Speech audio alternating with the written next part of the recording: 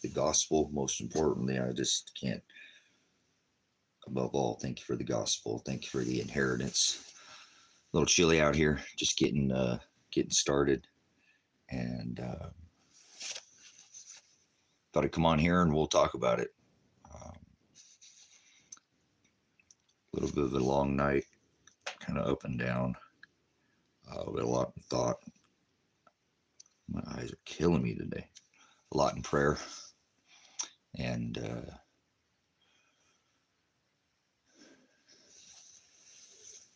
I thank the Father for His timing, although I don't understand it.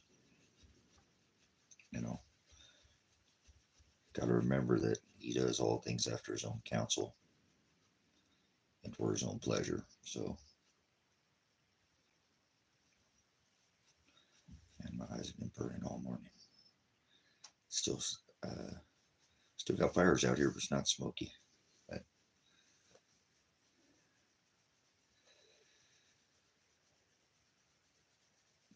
we're supposed to thank Him for all things. You know, we don't just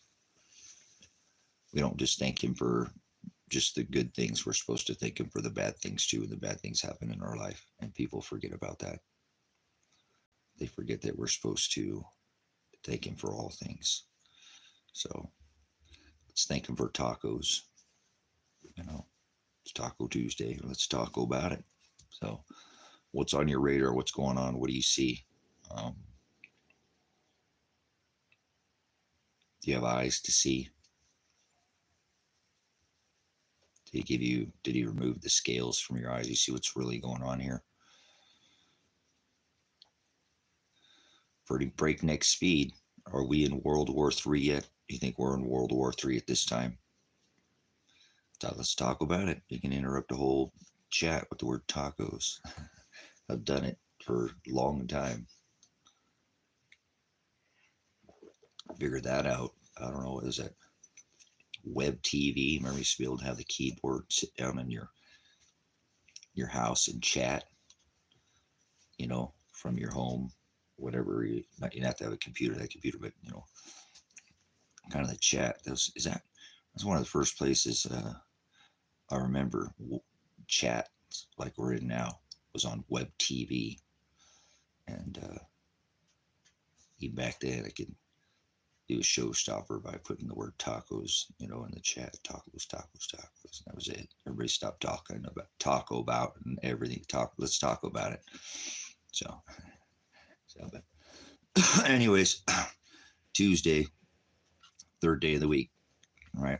So here we are, twisting through time and space, right? Retwisting and corkscrewing and spinning.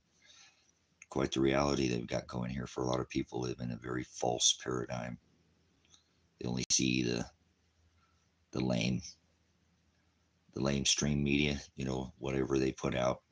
2 tacos for 99 cents. I don't know, whatever. That used to be a thing, right? Jack in the Box. Oh, there's some heavy duty tacos right there. Can you have a conversation about something and just continually talk about it? So, you tell me. Let's talk about it. We've got gangs fighting gangs from other countries, brothers, sisters. This is the level of intensity is tabernacles. It's intense. Let me tell you. You might want to consider being a wandering Jew. Don't sit there like a duck in a pond and just get picked off. Have a mobility plan is what I would say. You know what I'm saying? Have a mobility plan. To be sitting in one place is not a good plan. A lot of people, that's their one. They got one plan. Like a lot of people, they're going to just knock you out with one punch. And they're very easy to get away from and normally overtake, or because they're just a one-hit wonder. So have a B and a C and a D and an E, and don't plan on hitting anybody. Don't plan on hitting anybody. Get away from chaos, brothers, sisters. Don't fight with nobody. He said, be wise as a serpent and gentle as a dove. And no reason to fight anybody. That's stupid over dirt. Everything you've ever seen came from the dirt. Everything you've ever touched taste. You came from the dirt. I came from the dirt. We're all going to go back to the dirt. The dirt's not important. The spirit, Ruach HaKodesh, he said, be born from above, not again. So he didn't exist in flesh. Remember, he sent his son to do that, to fulfill it. Born through the water, through Pisces, Vesca Pisces. So, yeah, ashes to ash, dust to dust. We will go back to this. That's not what we are. We can't. That's our failure in this life. Self. Latria. Idolatria pornea is the Greek word for idolatry. Yep, it's everywhere. Babylon is everywhere now. That's why the angels have come to the four corners of the earth, and it's not just some place over there in the desert that's against the New Testament, just like where I live, lobbing rockets outside their border. That's not, I'm a veteran. I'm the only pastor that's teaching this that I know of. Why would they teach that into the military? Hey, we can't be outside our borders. That wouldn't fund the war machine. We couldn't sell our arms to everybody around the world, right? Yeah, nuclear, surface to air weapons, land to air weapons, surface to air missiles, heavy armored tanks. I'm a veteran. F-16s, airplanes. Well, but they're going to restrict your right to have something in this country. That's the rogue government that's supposedly in charge, but not if Christ in you.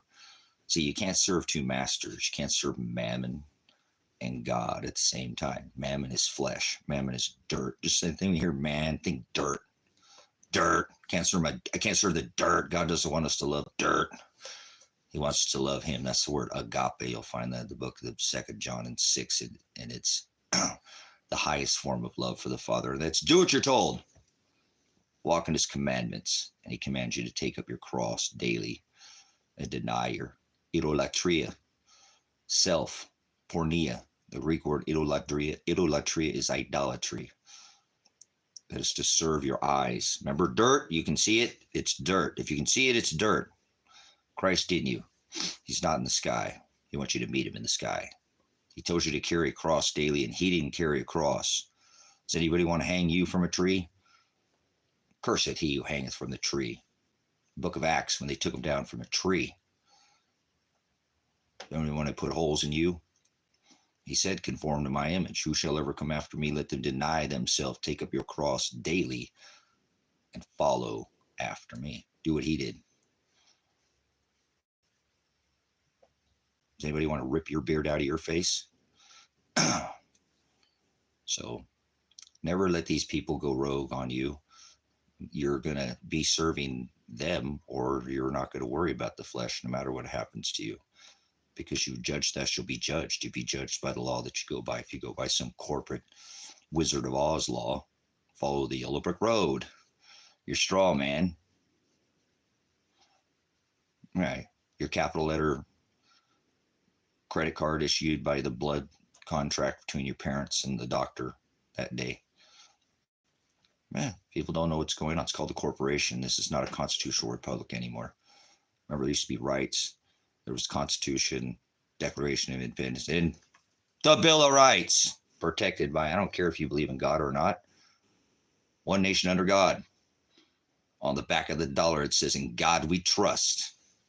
Paper currency. That's not. Yeah, if you see this to come pass, there'll be wars and rumors to wars. There'll be famine and pestilence and earthquakes in diverse places. The nations will be in perplexity. From the seas, the waves are roaring.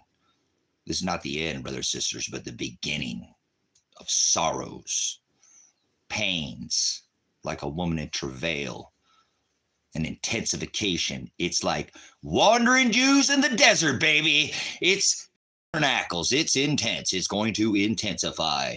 Hallelujah. Nothing's going to MAGA, high priest of the Satan church, make America great again. That's the most antichrist slogan ever. It's the high priest of the Satan church and great again. Nothing's going to get better. I rebuke Donald Puke. McChicken Nugget, McRich's Scrooge, and his best butt buddy Joe. They're both Epic Island boys. So let's talk about it. You want to talk about, are you in this false paradigm? Oh, poor Trump got shot at. Yeah, they're a cult ritual. Getting blood on your thumb, pinky, ear, and your foot. Bunch of masquerade they got you. Were you acting like a child? Did you do the masquerade? Feel pretty bad for a lot of people. They just push. See, this government is rogue. You can't serve two masters. They'll throw you in the synagogues. They'll drag you in front of the synagogues. And the men in their courts and their magistrates and their men in black robes and their judges. You'll be without counsel. Pay no thought, no mind on what you will say.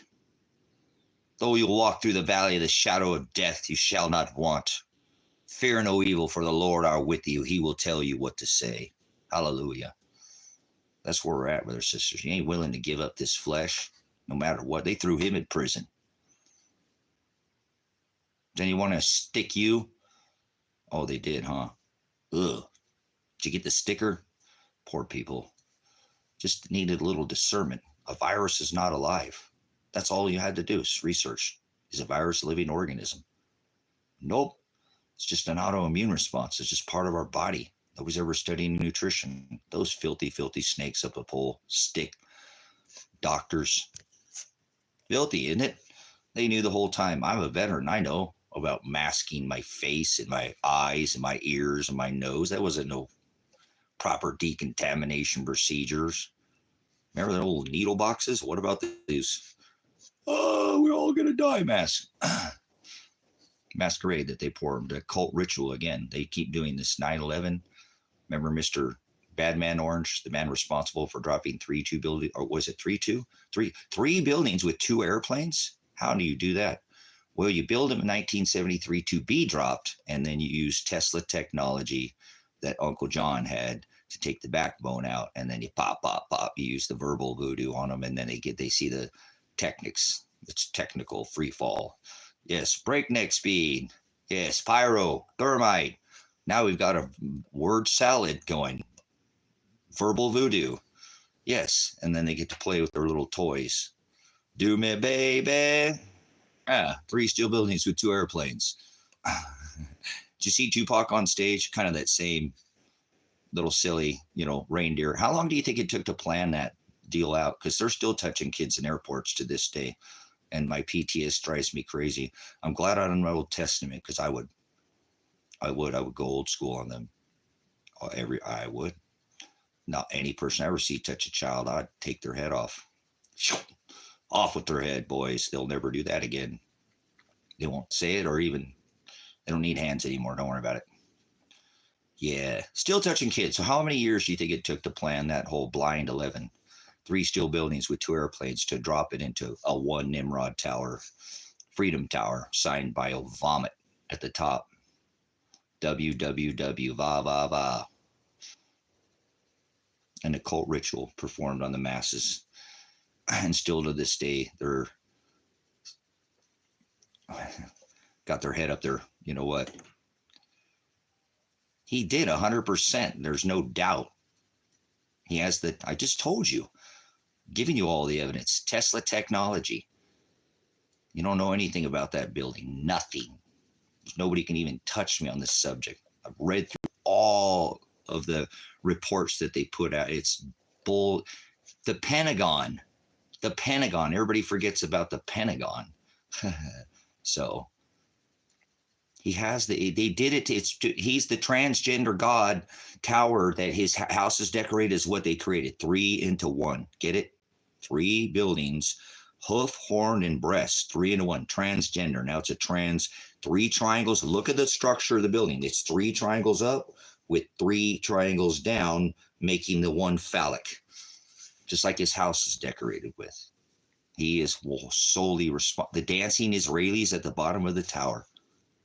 Boom, let me put my fingerprint on it. I am the chosen one, the king of Israel. The one who wants to put you back under the law, the Noahide laws, but people are idiots. Just want to rip Christ down from the tree. And they'll probably allow this to happen, but I ain't doing none of it. I didn't do the masquerade. I ain't never doing nothing. Remember, I'm facing felony charges for hindering prosecution and interfering with a cop sucker. Peace officer? What the is that? They're no peace. Listen, brothers, I warn you. Those who say peace and call out for peace and safety, sudden destruction will come upon those who call out for that peace and safety. This is not going to, there's not going to get peace, MAGA, same thing. Huh? Yeah. So he knows. Remember, the greatest everything. The dude is so easy to see. The whole world's missing it. But you'll see when you get in your new body. Darn it. How come nobody else got that? Tracy's the only one talking about that, huh? Apocalypse, Revelation, the only one, lifting off the lies. It's plain. There's so much evidence. You know, but what I try to get you to understand is how many decades do you think it took to pull that thing off? You know, because it took quite a while before they decided to pull it. Remember? The pyrotechnic, verbal voodoo to get you to think it was done with free fall speed. Well, yeah, it was part of it. He's the duality God. Says one thing and does something else. Everything he does is like that. Remember, everything that's what people don't think about. They forget about Mr. Spell. You know, he's spellcaster. He casts all these greatest ever, great this, He said he was going to invent a microscopic line of camels and spare no expense. You can't be more blasphemous to the word of God than that. You know, be easier for a camel to pass through the eye of a needle than the rich man through the gates of heaven. Oh, I'm inventing a microscopic line of camels and I'm sparing no expense. You can't get no more blasphemous than that. But you got to remember, he represents Janus or Apollyon, the bringer of the disease and the cure of the disease. Boom. So there. Also, Janus is the two-face, the mirror. It mirrors each other. 66, 88. What do you think he has? 88 campaign offices. Call this 008. Look up his geometric value name in a geometric calculator. You'll see it's 828 or 88. We all have a value in gematria. This is done. The numbers are so far. It's nothing. It's not. People make like gematria is like, oh, it's an impossibility. If you look at the numbers, they do the numbers. Remember, I'm a numbers guy. So remember, algorithm, they just computed it. They just did it and they got those values. Everything has, remember, resonance and frequency. Like the Torah, every word, every jot, every tittle has, I don't know how much you've studied this, but they have like a cipher. Like they give it different, like A, B, C, D, 1, 2, 3. A would be 26, B would be 25, C would be, that's the satanic cipher. Backwards. They do things in numbers, letters, everything has value, frequency. So if you put out numbers, they give resonance. And so his resonance is 88 or 66 or 33, or it's mirroring, says one thing and does something else. Two jokers in a deck. Well, yes, it does, but they've twisted it though. So, Danny, they have their own. So you may know this if you understand math. People are afraid of math. They get to learn all these things because math is simple. Math is not hard. Math is just equations. It's like a computer. It's an algorithm. It's pattern, sequence, and cycles, and then computation. So it's not hard. But anyways, they add these little things because they know of the equation and can do it. That's how the devil only has to change one thing to make that whole 99 truths a lie, right? Yeah, that's how it works. So he's just part of it. He's just part of it. Obama's just part of it. You got to remember, they're all in this. They're all the same wings to the same dragon, two cheeks to the same hole, whether it's red or blue. It doesn't matter. It is. They're just play people. In this country, I'm not saying we should have a dictator, okay, like Putin or something like that, or Xi Jinping, or, but we can never get anything done in this country because by the time they get pissed off at red, they vote blue. And it's just a ping pong. It's called divide and conquer. They did it in Rome. They did the same thing. There was the same colors. They used the same. What happens when you mix red and blue? You get exactly what you did. You get the Diddy party. I haven't even mentioned that, guys. You know what I'm saying? You get the Diddy party. You see what I'm saying? I haven't mentioned that because people have been coming in and talking about it, but I'm watching these people cannibalize themselves. They do eat themselves literally too, brothers, sisters. They'll eat. Yeah. And then do bad things to your kid, and then you eat your kids at the McDonald's. Look at what these people do. There's absolutely children involved. And remember the whole Kool-Aid thing? Everybody forgot the whole Q. Everybody all hyped up about the pizzas and the and going through the Broadway and the wide gate and the Billary and I'm trying to bring you back out where they're involved. Remember, his wife is, remember, Barry, the homosexual, known, you know what the college is, Barry. Barack Obama means I saw lightning fall from heaven. That's not his name. Anybody who knows anything has a attention span more of a fly or did any research knows that's not what his name, you know, the 44th pretended, you know, with Reggie, not Michael, but we'll go with Manshell. How about that? There you go. You're 3-1 again. They're just putting it in everybody's faces. I already told you, go back to Carter. I've shown the first, go look up right now, the first ladies, you'll find them all in that, you know, they didn't even shave Nancy Reagan's Adam's apple.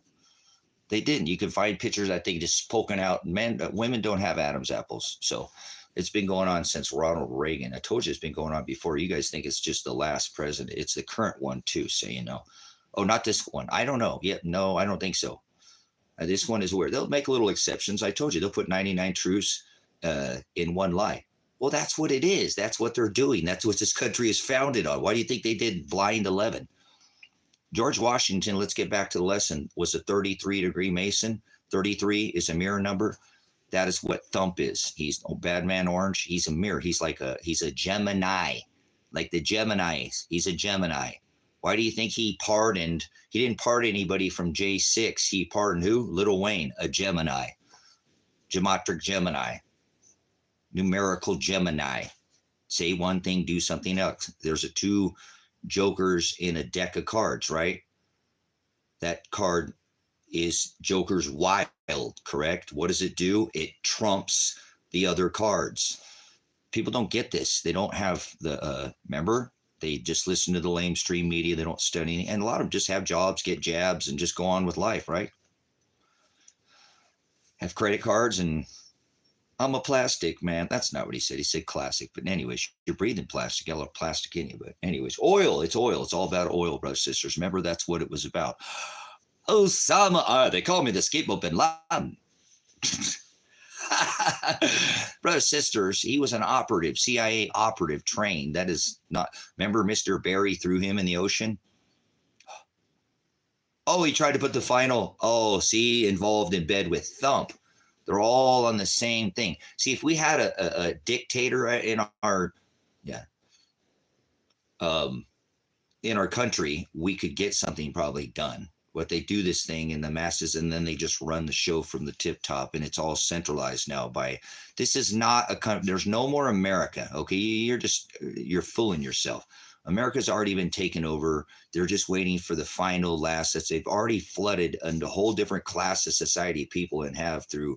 That's what the whole Thump was. They're coming in, Barry. They're coming in. And they've been signaling all this. It's virtue signaling. Now we've got gangs of these TDA, Trans Del Arawa, going in and fighting with our gangs in Chicago, guys.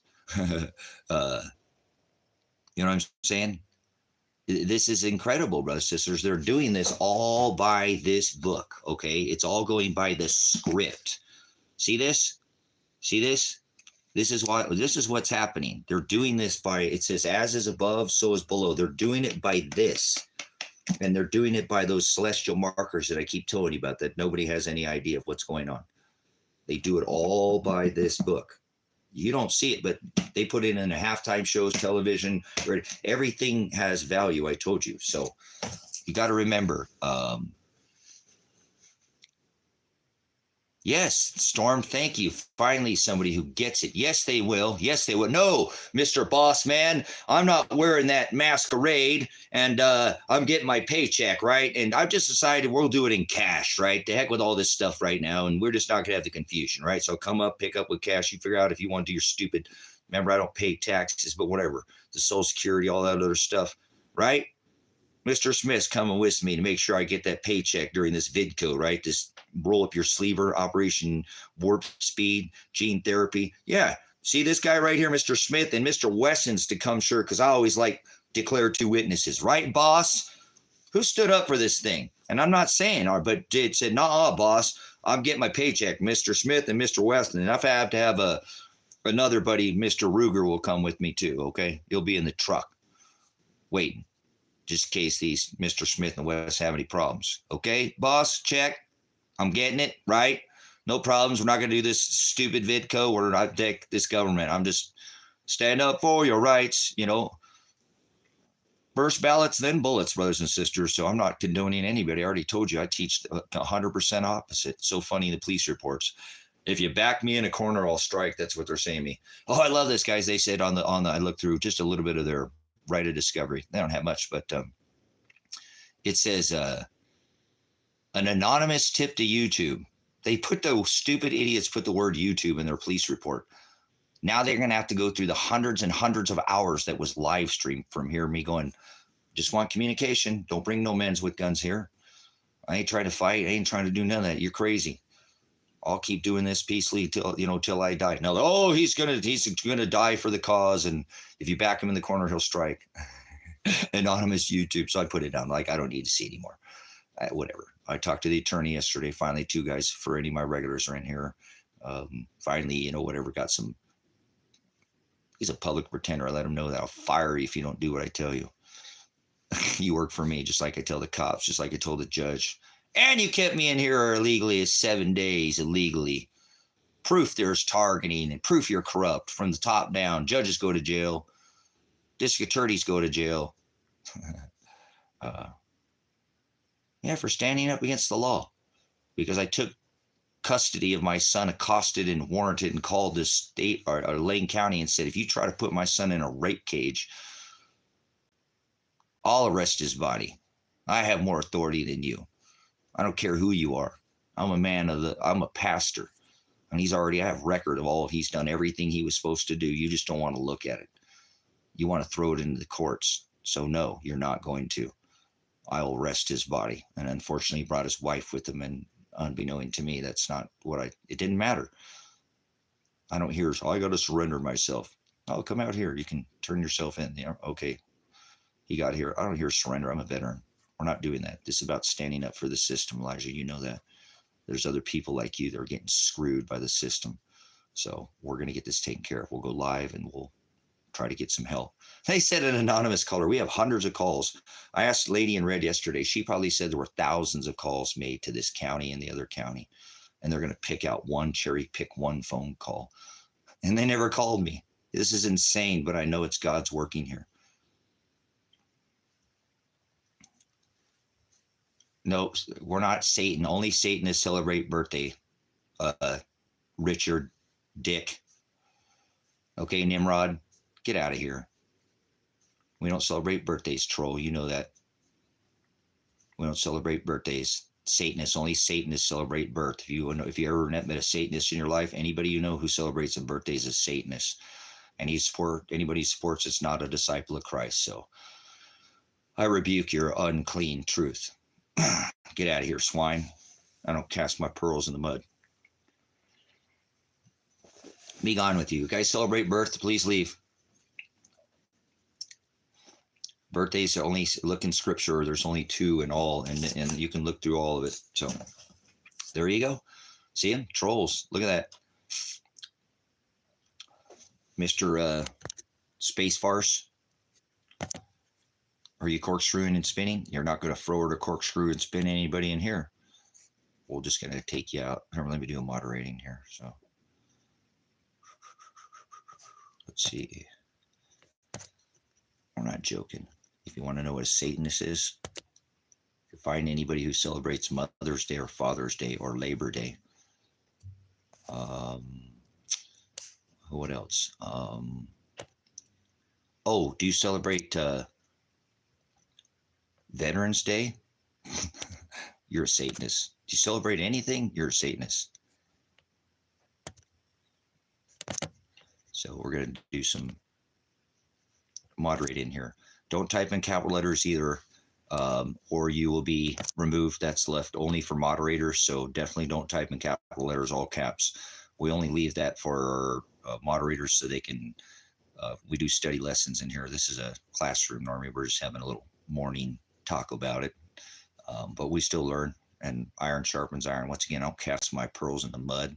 He tells me not to sup with vipers. So show yourself, you vipers. You can't type in capital letters. They're programmed. They'll have to do it. They're triggered. They love.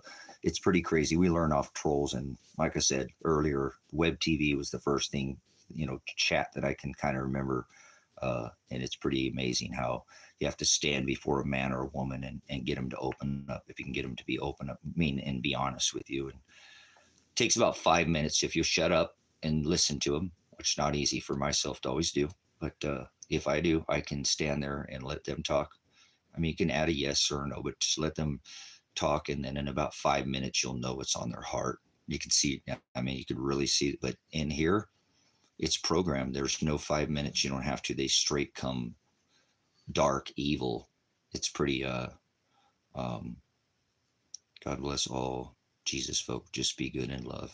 No, there you go, Antichrist. I rebuke you. Never come back here again. You're not welcome here anymore. And I know your name, so it's easy. This just be good. That's true. And love, but you can't define anything. You're pitching that Sex Pistol Jesus in here, okay? Nimrod, the one with the bringer of disease and the cure of the disease. I'll give you one more chance. Let's see. Okay, so you're out of here. Don't come back here. You have the name the Antichrist, so it's pretty easy to see. You're not hard to pick off. So, why is that still up there? Huh, interesting. So, moving on, guys. We just learn from each other. Again, we're not supposed to, the thing when he says don't cast your pearls before swine, you're not supposed to let people sit in here or hang out with people.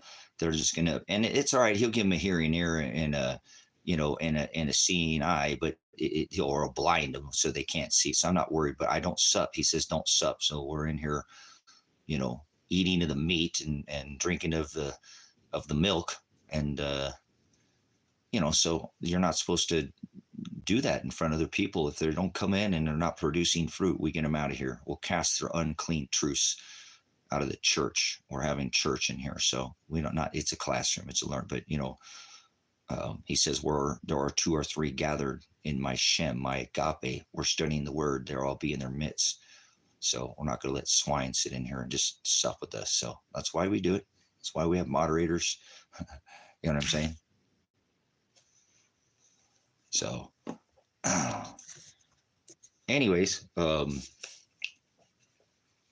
just learning, we learn. I bounce off people's, they're idiots, religious idiots most of the time too. People come in here and say things that are, you're trying to be good and you're trying to be nice. Okay. So what you're going to do, Antichrist, is you're going to go over and you're going to study Jim Brown. I'm going to give you one more chance, or don't come back in here. I'll just moderate you every time. I'll give you a chance. We're not here to be nice. That's what you're saying. That's go along, get along, Jesus. Don't Sunday, one day, fun day, Sex Pistol, Nimrod, Jesus. It is difficult path. It's resistance. They killed him. They threw him in a prison. He said to do what he did. Stop with your nonsense. Your name is stupid. Why would I even let you sit in here with your name? Go watch Brother Jim, come back and change your name and tell me, oh, this was me. My name was all capital letters, because you're not allowed to type in all capital letters, the Antichrist, and I might let you in here again. But otherwise, you're not going to sup with my brothers and sisters and my mother. Okay, Nimrod? Is that what you think? No, I don't want these people going after the other Jesus that you pitch. Stop it. Go see Brother Jim at Grace and Truth Ministries and tell me why you're not supposed to be nice. I'm just trying to be good. Only thing it takes for evil to flourish is for good men to sit around and do nothing. Goodbye. Don't ever come back here again until you go see my brother, my pastor, and my teacher, Brother Jim Brown. It's not a church. It's a classroom. I'll give you that. I'm not supposed to cast my pearls in the mud, but you act like swine coming in here with your Sex Pistol, easy sit down Sunday on a church pew Jeezy, okay? It's a little leaven leathers the whole lump, and that's what you're trying to do. Yeah, you're not going to do it. So, boom, shakalaka, go see him. Then you have something to come back with. Okay? It ain't about being nice. You are doing exactly what the devil wants us to do, to sit around and shut up. It's called wokeism. It's called tolerance. Go do some history. Brother Jim will tell you, you'll come back and go, whoa. And it's just the word. It's not Brother Jim. The word will overcome you. The history lesson. You'll be unforwarded, perverted. Get out of here. Don't ever come back. Don't let the door hit you on the way out. We're not supposed to sup with vipers, brothers. This person coming here multiple times trying to pitch this other sex orgy Jesus, the baby barnyard bestiality Jesus. Huh? What? If you've been in this thing, you know what I'm talking about. This is all this manger Catholicism. Christ was almost 3 years old when they came into Bethlehem. He wasn't a baby. Blasphemy. Will not take this. The name Antichrist. I mean, come on. Thanks for the lesson. Hallelujah, Father. Thank him for all things good and bad. All right, brothers and sisters, back to the lesson. See? We learn off the trolls. This person's coming. There's lots of trolls in this channel, brothers and sisters. I've been doing this for, you'll love it, Dodge. You'll love it. If you go see Brother Jim, you unlearn. It's a relearning. You'll relearn. You'll unlearn. You'll unlearn. You'll get the truth. You're like, whoa. And I'm just putting a little warning label on Brother Jim. I get I won't do anything else but do my stuff here. Then I need to do the fleshy stuff and turn all this off. I don't care. When I start watching Brother Jim, I have a couple other channels, but I just stop watching anything in the world. I just do study. Get my book out, get my note and study. And I don't care about anything else. All you guys just appear. He makes everything. I love when he talks. It's like the harper's harp. You know what I'm saying? It's the harper's harp. I swear. He's like, and he's not. He's just talking, but I don't like hymns. Hymns annoy me. Oh my God, shut up. That's bad because hymns are a good thing. But when Brother Jim is teaching, it's like it's a melody. It's like a heart being strummed, because it's the truth. It's the aletheia. It's music to my ears. So if that makes does anybody want to say anything about that? Yeah, when I hear hymns in the church singing, that's just is like, stop. And I don't do the whole nails across the chalkboard. Things don't normally annoy me like that, but I don't know what it is about hymns. I feel so guilty. I don't know why hymns just don't give me. And I know people, hallelujah, if that's their thing. And there's the hymns, there's the message in the hymn is beautiful. Psalms and the hymns, a lot of, I like to read them, but I don't like to hear people sing them because I don't care about the nails on the chalkboard, but that's almost that thing to me. But when Brother Jim is teaching, I know I'm hearing, and it's settling, brothers and sisters, because I know that's my biggest problem is I made my own mistake by trying to listen to the word of God. And then he overtook me, as I said, and just, I didn't study over it one word at a time. I did it lazy. And you can't be lazy with God. You have to do it 7 days a week. He sent his son to fulfill that with the cross, right? By hanging on a tree, that crucifixion, the suffering, so that we don't have to it's not the physical that we're under. Although we may suffer physically, our body doesn't, it's like, we don't feel it. I'm in excruciating pain every day. I've been in pain since I broke my back in the military. I joined the military with back problems. Just kind of hid and learned I went in with scoliosis and got somebody help me correct my posture, help me straighten my toe out, got myself straight enough to pass their physical. So when I hurt my back in the military, I didn't want to say anything. I just went on and broke my back and never said a word about it. Just moved on, move out, draw fire, and didn't want to get medically discharged out of the military. So, broke my back again in car accidents. I've never had surgery. They've done EMG on me before, and do you have so much problems with circuitry out in your body? We don't see how you get your body to move around. But they said the same thing about my dad. He bent in half like a taco in the 70s with a freaking full-size sleeper sofa crush. It crushed him, in half. They came and picked him up, the sofa off his back with his feet up behind his head like this, pointing up behind, and sever your spinal cord. For some reason, he had major reconstructive, couple back surgeries. They cut his hips open and put pieces, because they didn't have graft, all this polycarb and all this. This is a 70s, man. This is like the first part, 1970 or something. I think maybe 60s or 69, 70, right in that time. So they didn't have all this, again, all this high, I mean, people get a hip now, and it's amazing, or a knee or something, but they cut open his hips and went in there and cut his hip and formed bone out of his hips to put together. When he bent backwards, the lower 8 vertebrae just imploded, the disc between them. They didn't even know how he was alive, but somebody pushed him back over and laid him down and cut him open and reconstructed with rods and pins and screws and all this. That's the stripe on his back was massive, and somehow he walked, and he shouldn't have walked. He actually walked out of the hospital. When he told me he wouldn't even operate a wheelchair, fully paralyzed, and somehow, and I remember that's when I knew.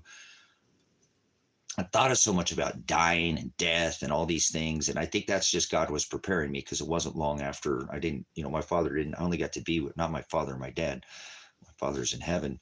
But my dad, I only got to be with him for 8 years. My mom and dad had separated during the time of that surgery and whatnot. But they put him back together. And I remember when my dad came and took me. We were in a really bad situation from my mom. He actually come steal us. We're being a lot of bad things going on. But he told me, about, because, I didn't know. I was young, and when the first time I seen him, and I seen his back, and it had this big, whoa, what the hell is that? I didn't know. I was young. There are a lot of really bad things that happened when I was really young, to me and my brothers, that I don't know. My mind shuts it out. So I have blanks in time or whatever. So, but I just don't remember. I remember when my mom and dad divorced, and then I have a lot of time lapse where there's just a lot of things were not. Children should be seen and be involved with that. I guess my mind shuts it off. But like I said, my dad came and stole us from my mom, driving down the I-5 corridor with the LAPD, getting us, I don't know how he pulled that off or whatever, but he got us into a safe place, and he got, custody of us and put us in a safe spot. So I don't remember. I just only remember a little bit, just actually don't even really remember my mom and dad together. I only remember them. I just, the breakup, I guess, the separation, some of that, that came with that. But anyways, I didn't mean to go off on this, but I just want to show you the strength of God, how he can do things. He can make the impossibility happen. So like Daniel, faith, he had, so he told me, I seen this big, that massive, looked like a freaking train track down his back, because he'd been cut open multiple times. And he told me the story, and I didn't remember what it was. I didn't remember him ever breaking his back. I was, I'm saying all this. So when I asked him, he told me, and then, he told me all, he went through in pretty good detail. I think he's about 8 or 9 years old. And,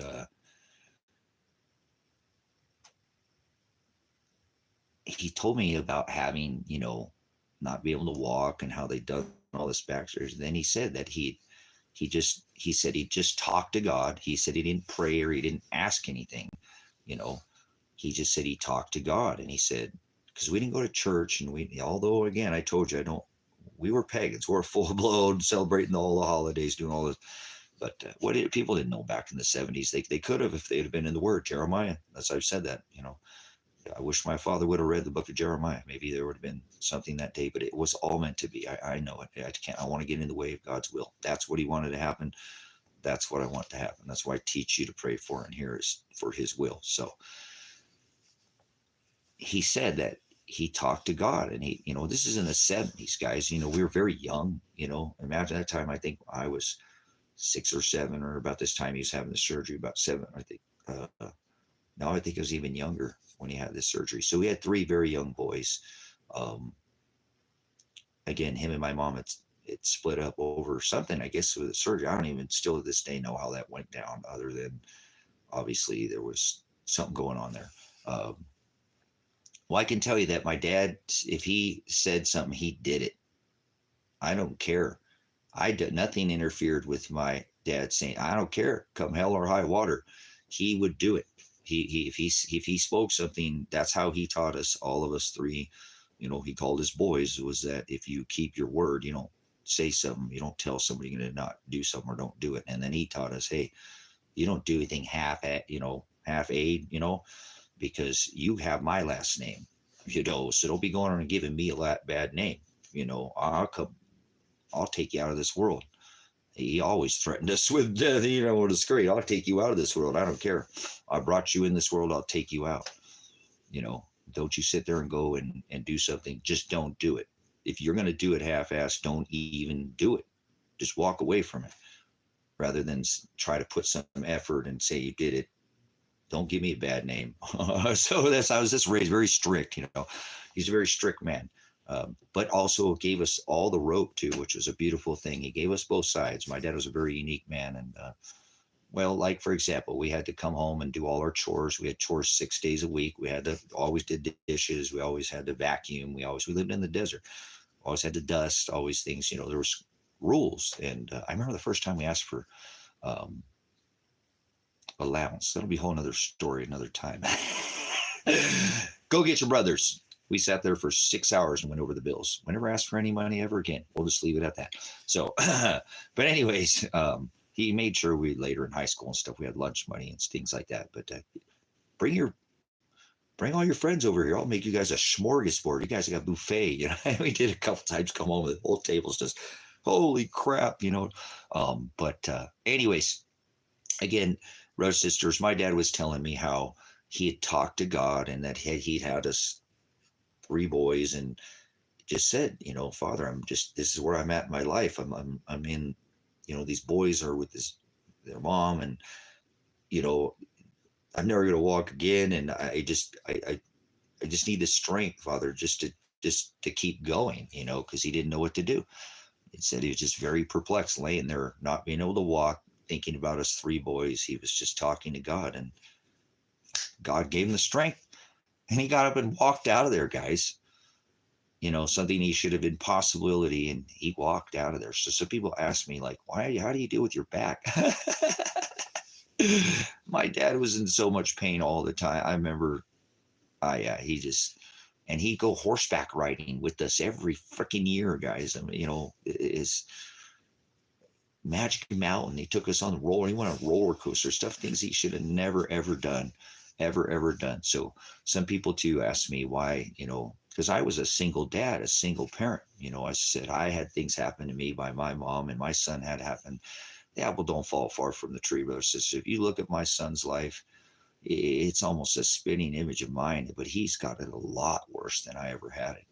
A way, way, way worse. I like right now with what's going on with it, I'm facing charges because I'm trying to help my son and have stood up to the law because they're not going by the law. And I'm not doing it for me or him or my son. Even he said that, when we're having issues 12 days into this 17-day tirade before the state of Oregon came in and swatted my house, shot up, all out my window, shot me in the face, shot my son. This whole, is quite the ordeal, and I never asked for any of those things. All it could have taken was one phone call, could have cleared, all of it up. But that's the way our system works. They're bullies and they just push people around. 97% of cases end up in a plea agreement, something they don't go to court. They're not rendered. I'd rather, be judged by a peer of my juries, my peers by 7 than hung by one man. No, thank you. I'm not going to let one man in no black robe make my decision for me. But 97% of the cases, they just lick the boot, take the charge, and go on with their life. So it has a lot to do with my son's case here. As 5 people originally, he got in trouble, and there were 5 people who did all the same thing. He's the only one ever to go to jail. He's the only one ever to do the time. The others have charges, but the people, the ringleader never was charged, the rapist. And that's I got onto this from day one, almost nearly, and was involved. And so they try to run. The law will try to bully and push people around, but I'm not that man. Last time I was in there, not yelling, but raising my voice to the judge and raising my voice to the district attorney, and getting in the public retender's ear and whispering sweet nothings into him, telling him, you broke the Constitution. Your bar, you're not supposed to co-counsel me as a defendant. You can't have it represent me, my son. That's illegal, and you know it. You were screaming to the judge that to let me out. I don't have a record. Let him out. He didn't do, he's got animals at home. You ran over his stuff. Let him out. You're keeping him in here illegally. You're going to ruin the case. Remember that? Oh, I can't talk to you. I can't talk to you. I put him on the front, and I don't worry about this flesh. Just the last time I had a cop, cop step in front of me, try to intimidate. You want to go back to jail? Want to go back? Get out of my face, tyrant.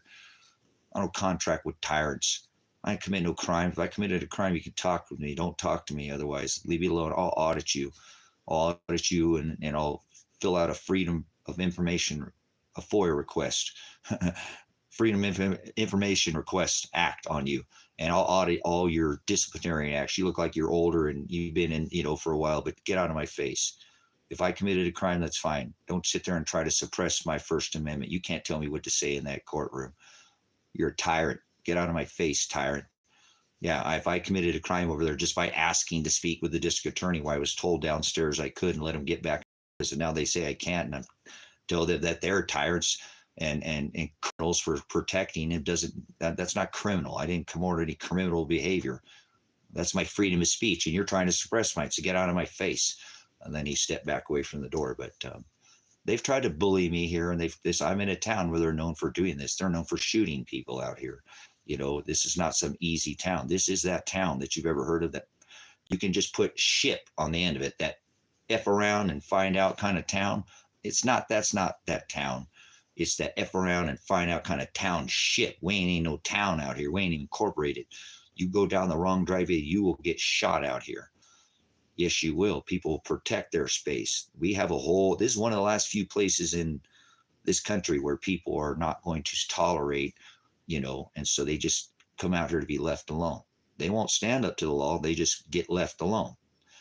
You stand up to this law like myself, you get messed with. And I've stood up to the law, and I've held protests, protesting the law, tell them to get up off their what, and had rallies, got city council members involved, said a prayer before we did across. Did you hold a protest ever during the COVID protesting the law enforcement in this country for not protecting our businesses and protecting our community, just being lay downs and not do anything? Well, I did. That'll make them pissed off at you, won't they? So anyways, good. We're losing some of these people. Get out of here. You don't fight for anything. You just go, and that's fine. Everybody has a different measure, brothers and sisters, but you are supposed to stand up. Even it's not like in your measure, in this case, where I'm having this situation, your measure is to the perversion of the law. Hey, you're not supposed to celebrate birthdays, man. We're not supposed to do it anymore. That was all fulfilled. We're not under that contract anymore, or that, law. We're under a contract now. We don't do sacrifices. We don't do rituals. We don't do celebrations. We don't pray to ball gods in the sky. We don't do anything. We don't do none of that. Not one hell a day. No, Jim Brown at Grace and Truth Ministries. It's Grace and Truth Ministries. Oh my goodness, my bag. Ooh, what do we got going here? What are these dogs barking at? That sounds like somebody coming down the road bark. Hold on. I don't think so. Ooh, we got different barks here.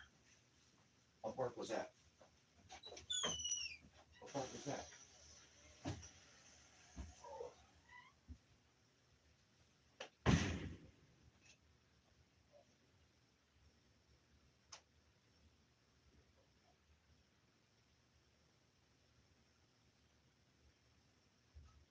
You guys playing?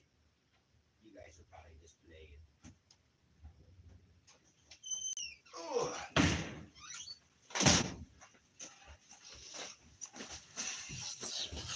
Yeah, see, that's the nice thing about this town. Nobody might drive down my driveway for 6 months. How about that for some, if there was ever an America left, having some space instead of a bunch of money or a bunch of people around you. You can have all that. So anyways, I probably better stay on here too long. I do need to get to work. I'm letting the sun burn off a little bit, or come up and burn off. Letting the little chilly out here in the desert in the morning time, but it's that time. We're in the winter now. It's whether you like it or not. The equinox was 9:23, so we're back into the losing light, and I need to use all my time wisely and not waste any. We got 30 days. We got less than a month from this celestial alignment, and I think it's too late for you to get prepared for, have a good long A, B, C, and D plan. But you better make at least a B plan, something, an alternative. And this isn't the end of the world. This is the beginning of sorrows. Things are going to intensify. Things aren't going to get better. Nothing's going to get better. And anybody with that mindset is an idiot. They have no idea what's coming in. They're going to be your enemy. They're going to become try to take your stuff or just be a pain. And you know what? They're probably going to be diabetic and all spun out on sugar. And people don't see this. Like I said, we got migrants fighting with gangs in our country. There's probably 30 to 50 million at least, not even including all the sleeper cells from the 80s and 90s and this whole Obama administration. They were coming across way before then. They were called illegals, not and many of them assimilated, and most just assimilated just fine to this country. But there's been a massive change in the demographics. They were leasing people out of prisons in Venezuela, and most of them came up here. They've done this before. Look at the president that came up here from El Salvador, so I think it was El Salvador. Maybe it was one of those South American countries that Carter did this too. Brought these people in here into our system, and they were all ganged and put them in prisons, and then released them out. All militarized these people, and that's what's happening right now. Whether you understand what's going on, one of the most violent gangs on this earth, Trans del Arawa, is a very violent, like MS-13. I know, I grew up around that stuff. So you might want to take this seriously. A lot of them, people who came here, don't want anything but a better life, but there's a lot of them that have very ill intentions, and they are taking over this country. If you haven't figured it out by now, the takeover of America has already started. You're just sleeping on it.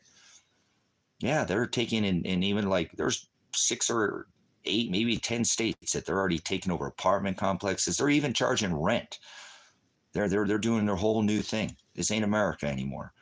They're telling people, these governments are letting these people know outside this country, brothers and sisters. Like, for example, in Venezuela, the most second, oil-rich country in the nation, dirty crude oil, but everything, benefits, socialism, everything totally paid for. People have healthcare, all that. School went from a country like that to, $5 for a cheeseburger boulevard to $500.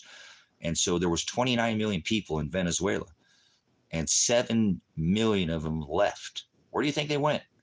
Where else can you go get free benefits? Where else are going to give you? Brother, they came here under the guise of ignorant idiot Americans going, oh, stupid Mexicans. They can't tell a Mexican from a Salvadorian or El Salvador, somebody from El Salvador, a Salvadorian, or somebody from Argentina, or somebody from Mexico. They just think, oh, dirty Mexican. Oh, illegal. The way Thump makes it. This is a nation founded on immigrants. They feed this country and have been the backbone of this country for many years. I've talked about that. They're pissed at these people who came here and, got their green card and went through all the process of becoming, nationalized and doing it the right way. If you're going to come in this country, and they're not happy. These people are getting checks and getting freebies and handouts now. These ones are, and most of them are just fighting age men because they're setting up an army. Okay, guys, this is the standing army that our founding fathers warned you about. They're armed, brothers and sisters, outside these apartment complexes and things. You might not see a lot of them during the day, but they come out at night with their arms to protect. It's happening. The takeover of America has begun, in case you ain't figured it out. And it's happening in the cities. And what I've been telling you the whole time, broad is the way that leads to the wide gate. All these big cities got a broad way to Main Street. Notice New York, Broadway, Manhattan, big city lights. And what I've been telling you for pounding in your head for 6 months on this channel, get out of the cities. Narrow is the way. And look what's happening. Now they're out here too, so I'm in a little teeny tiny farming town, and they're out here too. I see them. They're working for the farmers. I've had some discussions with people like, you know what, Tracy, you're right. I say, you're damn right. And they were working hard people. Many of these people came in here, but it just one comes out here, then causes a big problem too. It doesn't take a large number of people to cause these kind of issues. So that's the problem, is that people aren't paying attention. That little number is already happening. But I don't want you to cast, unrighteous judgment on a man who's already missed many meals to get here. and maybe some didn't get benefits. A lot of them came here again like illegals and shut up. They used to call them, if somebody's from a foreign country and that's not familiar to it, that's alien to you. So they just call them illegal aliens and not nonsense. And many came here and paid taxes the day they got here. Not into paying taxes. It's paying, got a phone, a house, a job. There's 10 of them in a two-bedroom apartment, and you're bitching all those freaking Mexicans and blah, blah, blah, as Whitey over there with this. It doesn't have to be white. It's just the American, okay? Try to put 10, Americans, in a little two-bedroom apartment. They'll rip it up. They'll tear it up. They will. They'll be fighting, and you never know what would be coming there. Drugs and, whatever. Meth, all this meth. People love their meth. The kids stand, that's disgusting. Whatever. I know people need to escape, but that is not the way, man. Put your nose in the book. I've never done it, but I've been a drug recognition expert, and I know what it does to the body, and it's Ritalin is what it is. It's Adderall. It's the same medicine cabinet, meth. They got a lot of these people strung out on it, and this is what you're going to have to you're going to have to understand. These people are all doing this shit. They're beating the crap out of each other, getting food stamps. None of them really, or maybe one of them or two of them have a job, but the other one's just mooching off all the other. All 10 of those people work. All 10 of those Hispanic, if you want to say Mexican, because they've been coming from other countries other than Mexico. 80% of the density of immigrants that have come across this border since Obama have been other than Mexican.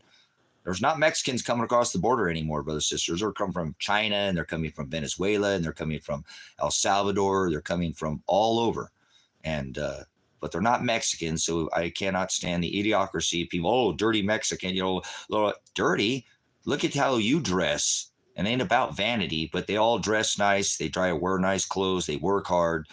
And a lot of them just keep their mouth shut. Oh, that Mexican's talking about me. You can't speak any Spanish, and you think he's talking about you. They're talking about something else. I'm not talking about you. So I'm tired of this culture in America. I rebuke America. And this, these people came again. And I said, most people, 90% plus of the population have come and have assimilated just fine because they didn't want to get busted and they didn't want to do anything. And they just went to work and did their job. And, I won't go in the fields and pick. These people make better money than a lot of people made at, as a manager at some restaurant or some whatever, small part stores. Yeah, a lot more actually, and could send money back home. How much money did you send to Mima or Papa? None. You bought another video game, didn't you? You went and got another Starbucks, didn't you? And if they do, they might, they buy something for their car. Because their cars they drive are pretty nice too, if you notice. So I'm tired of people putting blame on and hate on a nationality that's fed them for frickin' 20, 30 years in the fields, put the food on their table, but they're going to sit there and cast judgment. So,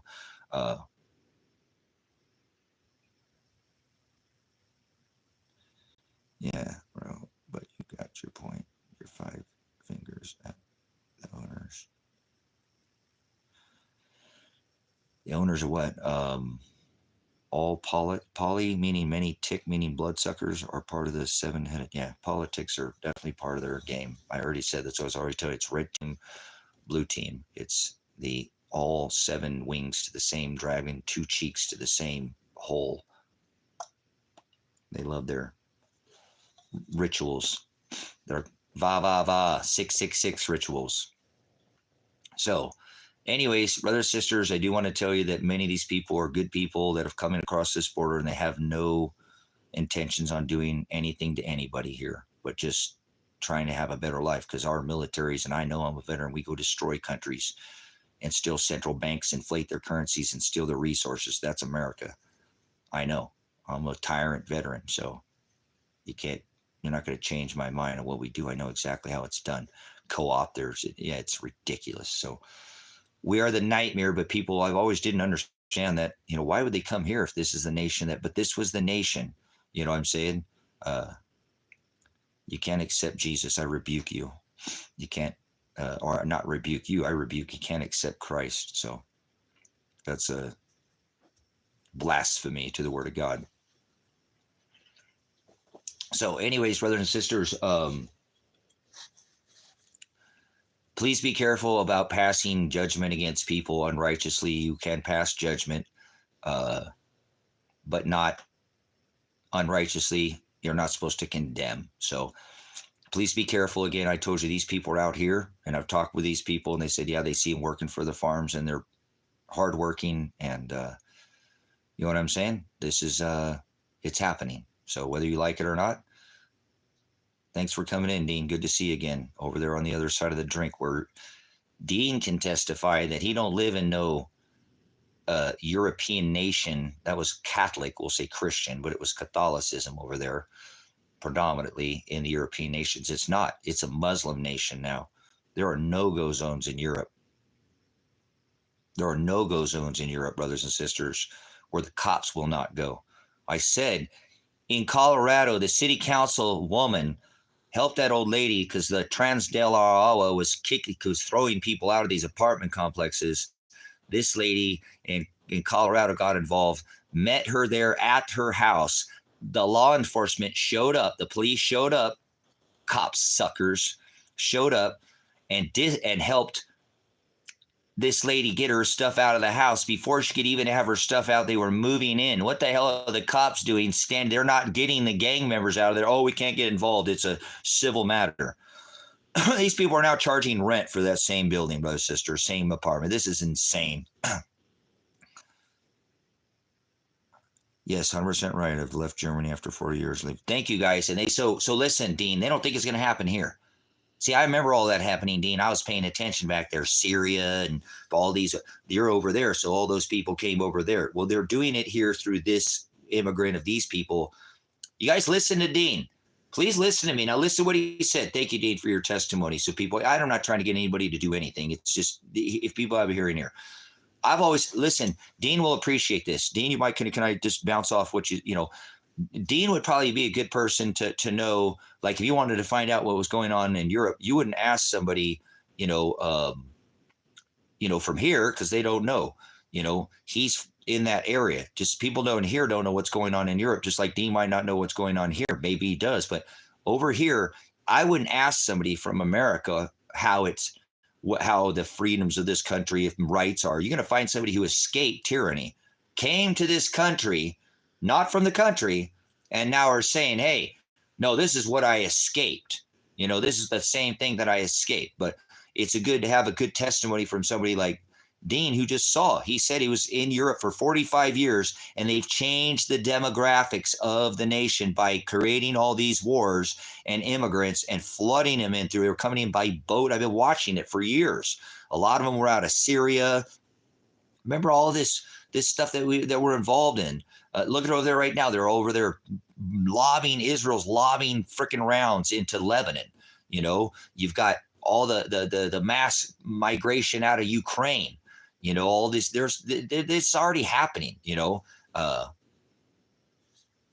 yes, I know they do, Dean, because they're not welcome there anymore, guys.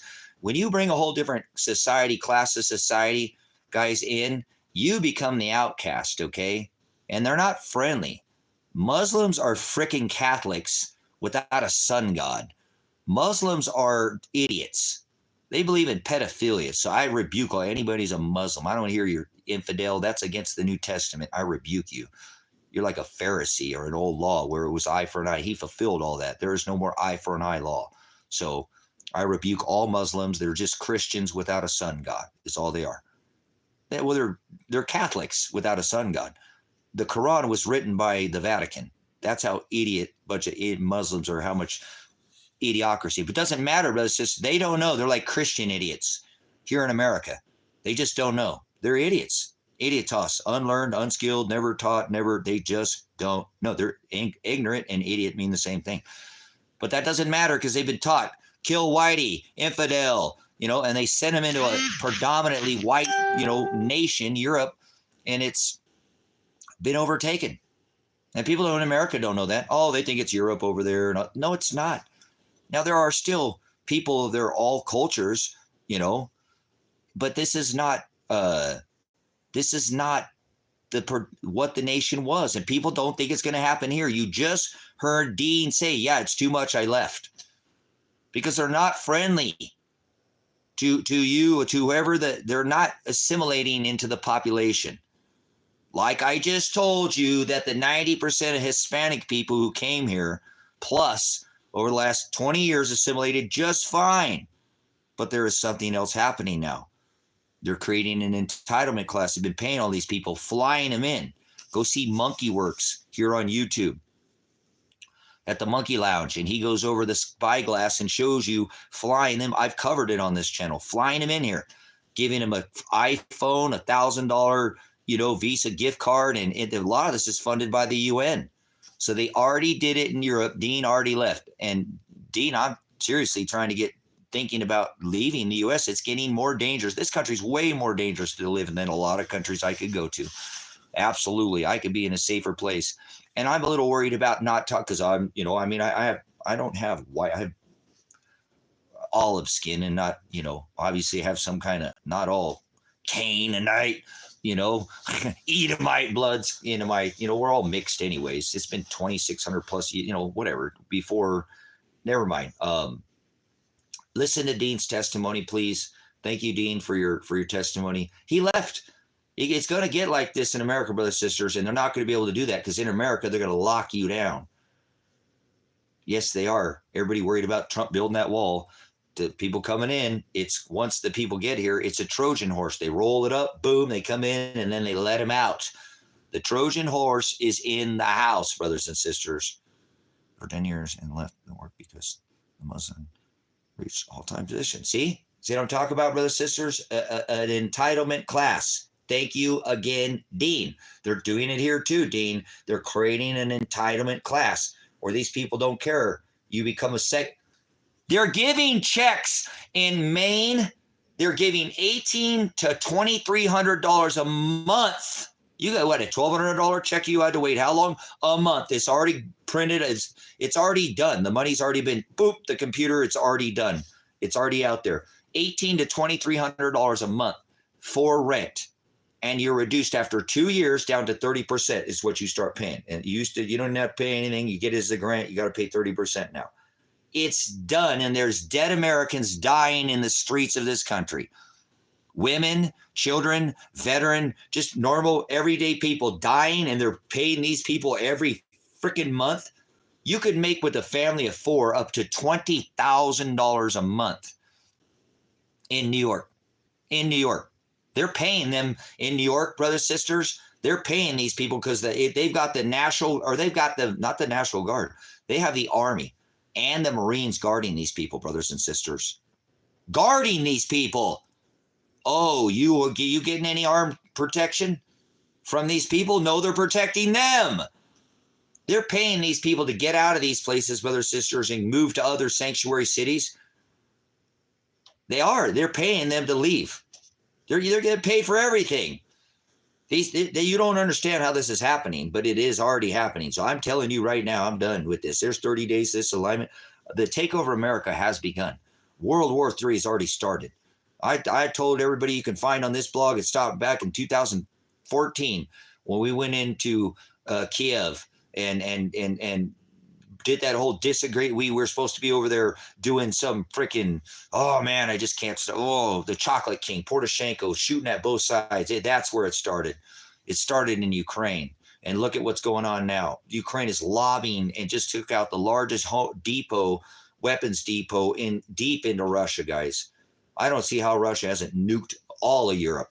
And he probably will, because Germany just sided and signed to go to war against Russia. You guys aren't paying attention. Yes, they are, Dean. And that's why they all signed that treaty, to if you just watched over it, because you're over there, to join, that whole deal and go into Russia. They're doing it, guys. We're hot. This war is hot. You waiting for bombs to fall. Normally wars don't start with bombs falling. And there's never been one war in America started with a bomb falling. It's always started with tariffs, embargoes, sanctions. We already see Trump sanctioning China, and I don't want to hear it. The war has already begun. The war is on for you this time. It's a genocide. It's eugenics. It's a second class. This is, if you've ever read the Albert Pike letters, Okay, the third one is not part of the original two. It's in addition to the Albert Pike. The First and Second World War went to the T. They put and created these bankster wars. This third one, release the nihilists, and it's here, brothers and sisters. The Albert Pike letters are coming to fruition because they know this is no different than the writer of Simpson or somebody who knows Masonic. They know this. They're making this happen. They're making this happen. This is part of Scripture, whether you understand what is happening or not. It's all biblical. And these people at the top are making this happen. So guaranteed, they will continue this Albert Pike letter. You want to know what's going to happen? Read the Word of God and read that Albert Pike letter. It should be no surprise what you see in front of your eyes. That will help you get more prepared. And I'll tell you how to prepare. Somebody asked earlier, be wise as a serpent, gentle as a dove. Listen to Dean. You don't just sit there and be run over. You know, fight or flight. You want to fight him, Dean? You want to fight with all those Muslims? Oh, stand up, Dean. You should have stayed there. What a weak person. No, Dean said, oh, I'm going to be wise as a serpent. I see here. You know, this is not, I'm going to move myself away from chaos. Thank you, Dean, for your testimony. Seriously. This is happening. This is live. This is not a live exercise. Remember Mike Pompeo? This is a live exercise. Yeah, it's been going since then. But this time we're really doing it. And so what are you waiting for? Bombs to fall in America? There'll be no bombs. They're just going to come in your house and take over your house. Take your guns. That's what Donald Trump will facilitate. Mr. Badman Orange, red flag gun laws. Yep, he's the one to facilitate it. They can put Miss Kamala in there and still do the same thing, but he'll come in as the final Trump. You mark my words. I already said that on this blog nearly 10 years ago. I was telling you about Donald Trump being elected president when Obama was in office. Yeah, I was. It's not hard. He was talking about being the president since the 80s. So it was just his time, brothers and sisters. See, I got the script. I've got the book, scriptures. I've got the cheat codes. They got them too, and they know them better than all religions combined. Yes, they do. Every jot, every tittle, it's all about the key will come to pass for that dreadful day and great day for very few, because they go and find the straight gate. Everybody else, you go to hell. Yep, broad is the way. They enter through that wide gate, that great and dreadful day, the wide and straight gate. Yeah, of the Lord, the judgment, when the dead rise. Hallelujah. The inheritance, and then the reverse gospel. Bam! Back you go to the dirt. You don't need nobody. You get stuck with the one you got. You don't get a new body. A new heaven and a new earth. He'll destroy this place with fire. But until then, brothers and sisters, we must endure the end. Nothing is going to get better. It's going to get worse. Thank you, Dean, for being an example. You don't just sit there in the line of fire. A hero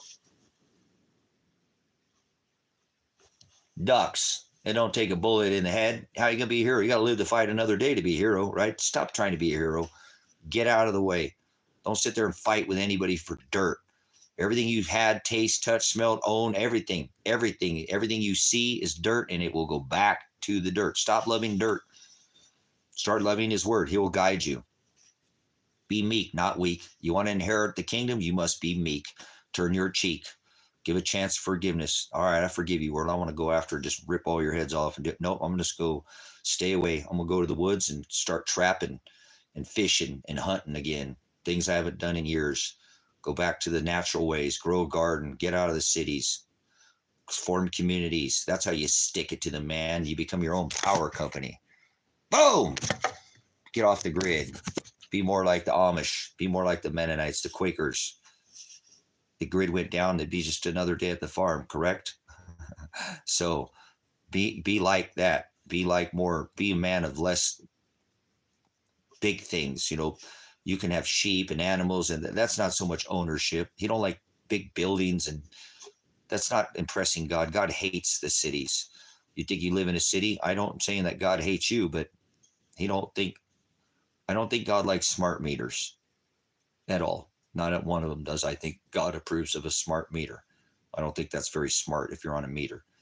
I think you shouldn't be metered. You should have the choice to have the ability to have abundance if you could create it, so you can help others. But they don't want you creating energy or any free or any, but that's coming. They just said the ionosphere has collapsed, the upper ionosphere. Said, there's a new charge there. Uh-oh, the soft reveal. The Tesla tech, brothers, sisters. Here we go. We're on the doorstep, and they're already using it. Do me, baby. Do me. They did it in, what was that? Blind 11. They used it there. Tesla tech. Thank you, Mr. Trump, for Uncle Trump's tech. So that's right. Nothing new under the sun. It's just a cycle. So here we are. Welcome to the new age. Welcome to the new, the age of the apocalypse. The age of deception has been lifted. Most people are still stuck and deceived, but that's all right. Don't worry. You can't turn a goat into a sheep, or you can't turn a sheep into a goat. It's not possible. Remember, he said the elect will not be fooled. So don't worry about it, brothers, sisters. Just go take up your cross. It's all about a perversion of the law. They perverted it. You're not supposed to celebrate anything. You don't have to go all out like me. I have a measure where I'm obviously facing black men in robes, but yours might just be people that you come across that are doing things like celebrating Mother's Day or Father's Day, or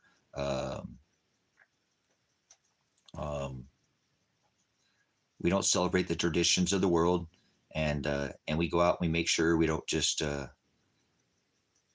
we go out and tell people. We can't sit around and just do our hobbies. Okay, Jake? And I'm not saying that you are, but we just can't sit around. Ephesians 5, be not partakers. Do not partake in their unfruitful works of darkness.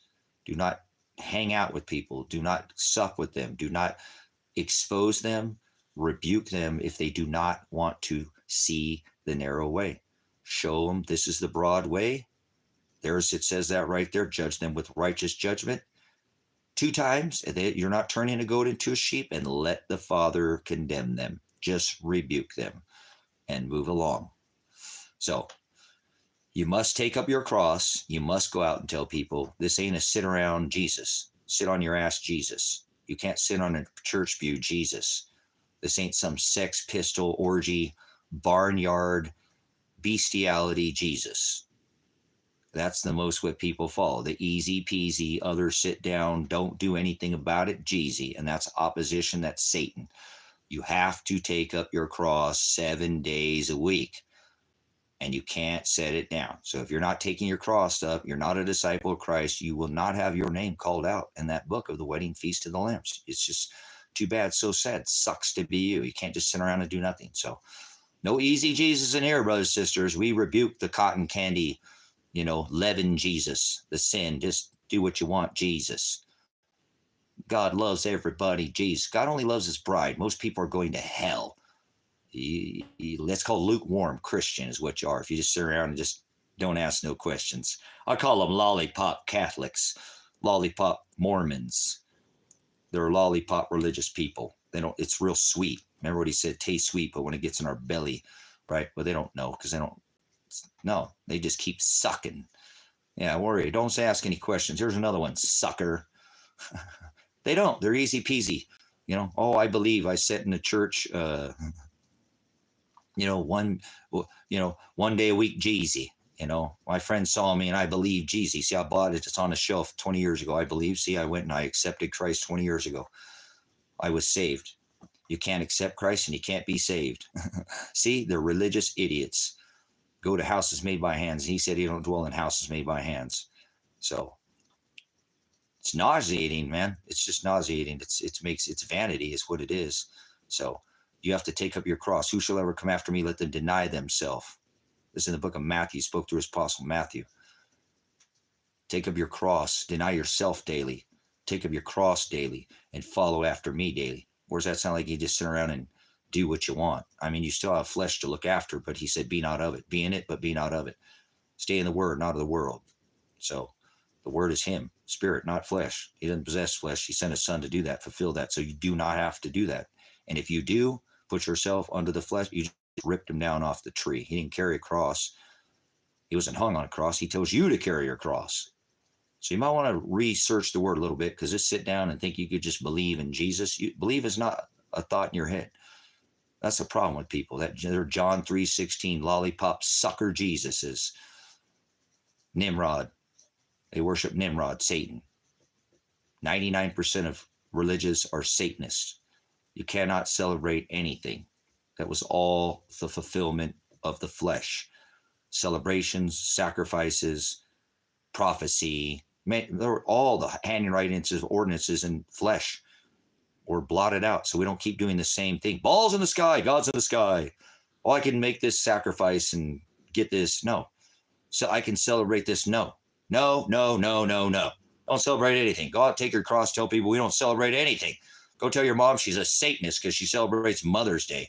When it says honor thy father, that's not your dad, too. You better tell him about that slick stick, Nimrod stick he gets every year, his fishing bowl. Sorry, Dad, you're not getting a new stick, flick, whatever, flick a pole or whatever. What's with these people with poles, huh, Nimrod? Remember, it was a 58-story Nimrod tower. Dropped 3 steel buildings with 2 airplanes, create 1 tower. Transgender tower. Isn't that insane? 3 triangles up, 3 triangles down to make 1 freedom tower. There's no such thing as freedom. God creates all things. There's self-will, but no free will. I rebuke free will and freedom. Da-dum, dum, dum. Yes, self-will is idolatry. Will, porneia, is the Greek word. Idolatria, to serve. Latria is to serve. Idols are our eyes. To deliver fortunes or lies to self is the definition of idolatry. Yeah, making up your own rules, your own lies.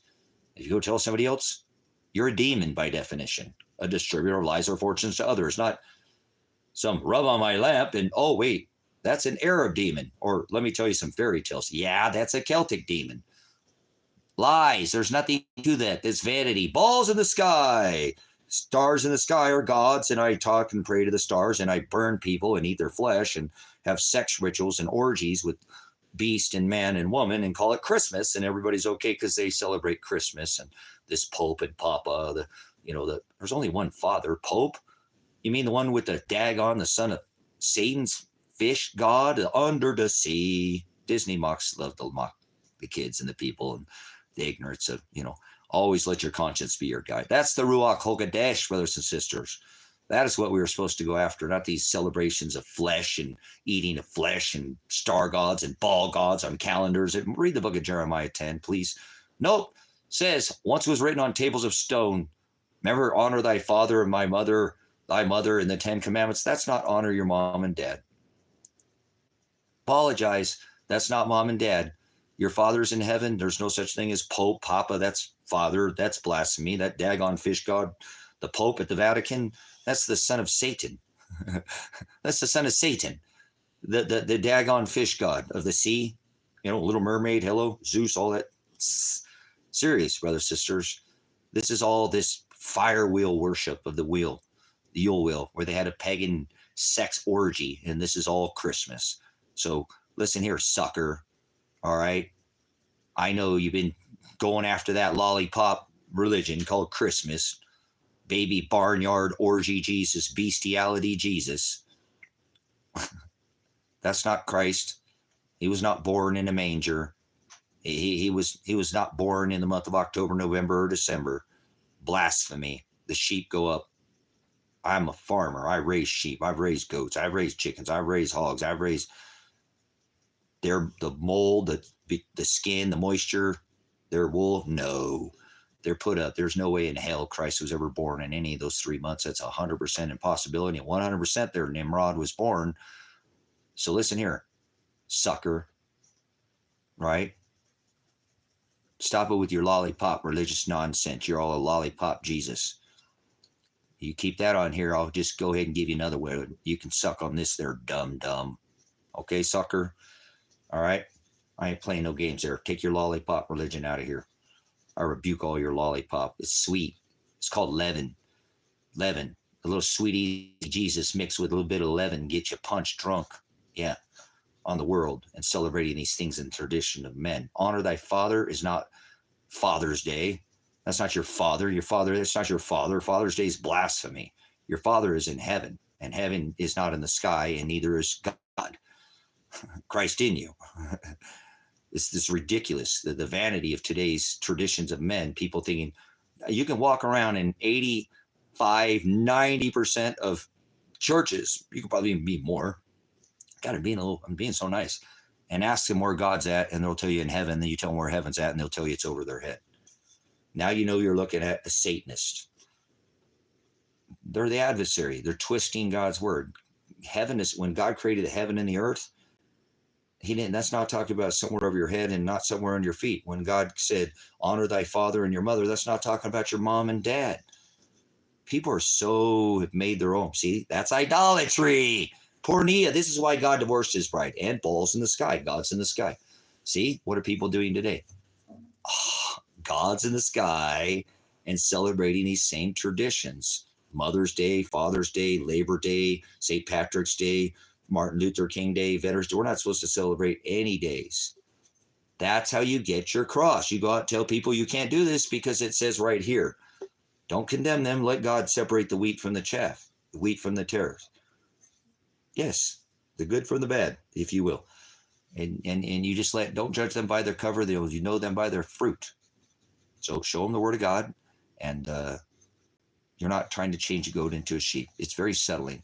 Hallelujah. Thank you for this ministry, God. And hopefully the Father Most High, Shiloh, the Son, hopefully that somebody will hear this message, and it won't be me. It will be your word that they hear, and they will be overcome. And then they'll accept Christ. No, they won't. No, we can't accept Christ, can't be saved. He said, if I didn't call out to their God knows what's in my heart. He says our heart is continuously filled with wickedness. That's why you have to take your cross up 7 days a week, brother. So it'll just fill right back up. You ever think about that? Why does Tracy keep telling me I have to do this every day? Why is Apocalypse in here telling everybody this? You got to put this fighting with people down. You got to be meek. You got to just go out there and turn your cheek and let the world just beat you, because you just have to do it for him. This is what we do. We take up our cross spiritually. They condemned him for going against the law. They perverted the law. You can't celebrate anything anymore. There's no sacrifices. There's no speaking in tongues. That was never a thing, but there's no accepting Christ. There's no being saved. This is all blasphemy. This is all the traditions. This is vanity. There's no sex. You don't celebrate birth. The worst thing you could probably do on this earth right now is celebrate birth. The celebration of self, that's idolatry. The celebration of self, you're supposed to, if anything, you're supposed to celebrate death. And people mourn death and celebrate birth. They're freaking Satanists. They're doing exactly the opposite of what the book of Ecclesiastes 7:1 says to do. So don't tell me that 97% of religious people are not Satanists. Yes, they are.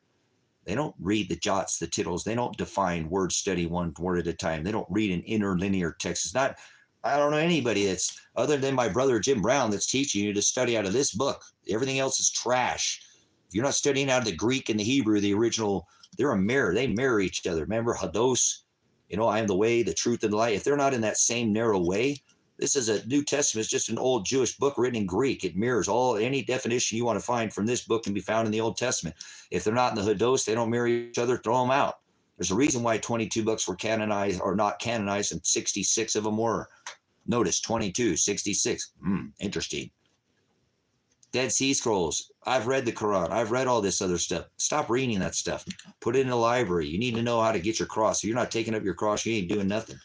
You're not a disciple, and you ain't going to go to the Father unless you're doing what he tells you to do. So this is a way to word study. Go see Brother Jim at Grace and Truth Ministries here on YouTube. He'll teach how to word study. This book has the original Greek. It's an interlinear. It means it's written in the Greek and the Old Testament, the Hebrew, and it'll have a number above each word so you can study it one word at a time. Simply, it's not hard. Just don't worry about it. Just worry about taking up your cross. That's in the book of Timothy as far as learning these other things. You don't need to know all this stuff, brothers, sisters. You just need to be taking your cross up and have faith like Daniel, that this suffering you're going to go through will not be vanity. You will receive your inheritance. The meek will inherit the earth. The earth is not below your feet, brothers, sisters. The earth is the ruled. The heavens are the ruling class. Israel was the ruling class, but there is no more physical Israel anywhere on this earth. It's a spiritual Israel. So there's no Israel over there in the desert. That's where the scripture is talking about, the 12 families that surrounded the Mediterranean Sea. They were over in Israel, but that's what scripture is talking about. It's not a religion. The first 5 books in the Old Testament is called the Jewish law. There's Genesis, Exodus, Leviticus, Numbers, and Deuteronomy. How is that a religion? There were 613 statutes, commandments. That was the law. See, he came to fulfill the laws of the Old Testament of flesh. Blot out the handwriting of ordinances in the book of Colossians 2 and 14. The handwriting, tables of stone. What was written on tables of stone is now sprinkled with the blood of the Lamb. That day he made that sacrifice so he could divorce his bride, officially Israel, that he did, the physical Israel, and become a spiritual Israel, hung on a tree, like a bride had to take, and a bridegroom had to go to a public place and nail the contract, the bill of marriage in the book of Deuteronomy, brothers and sisters. What the Father has sent his Son to do is a formality here, not a law. He fulfilled that. It's a contract now with the bride. Hallelujah. We're not under the law. Don't put yourself under the law. Oh, there are still laws of the Old Testament, statutes, commandment, but not written, not of flesh.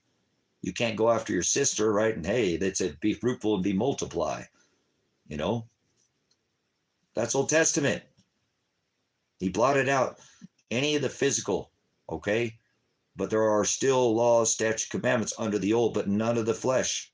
Don't pull him off that tree and put yourself under the flesh. That's why I send a warning to you about Donald Trump. I don't care about politics. Not at all. I don't care about a history being made every day. What are you doing about it?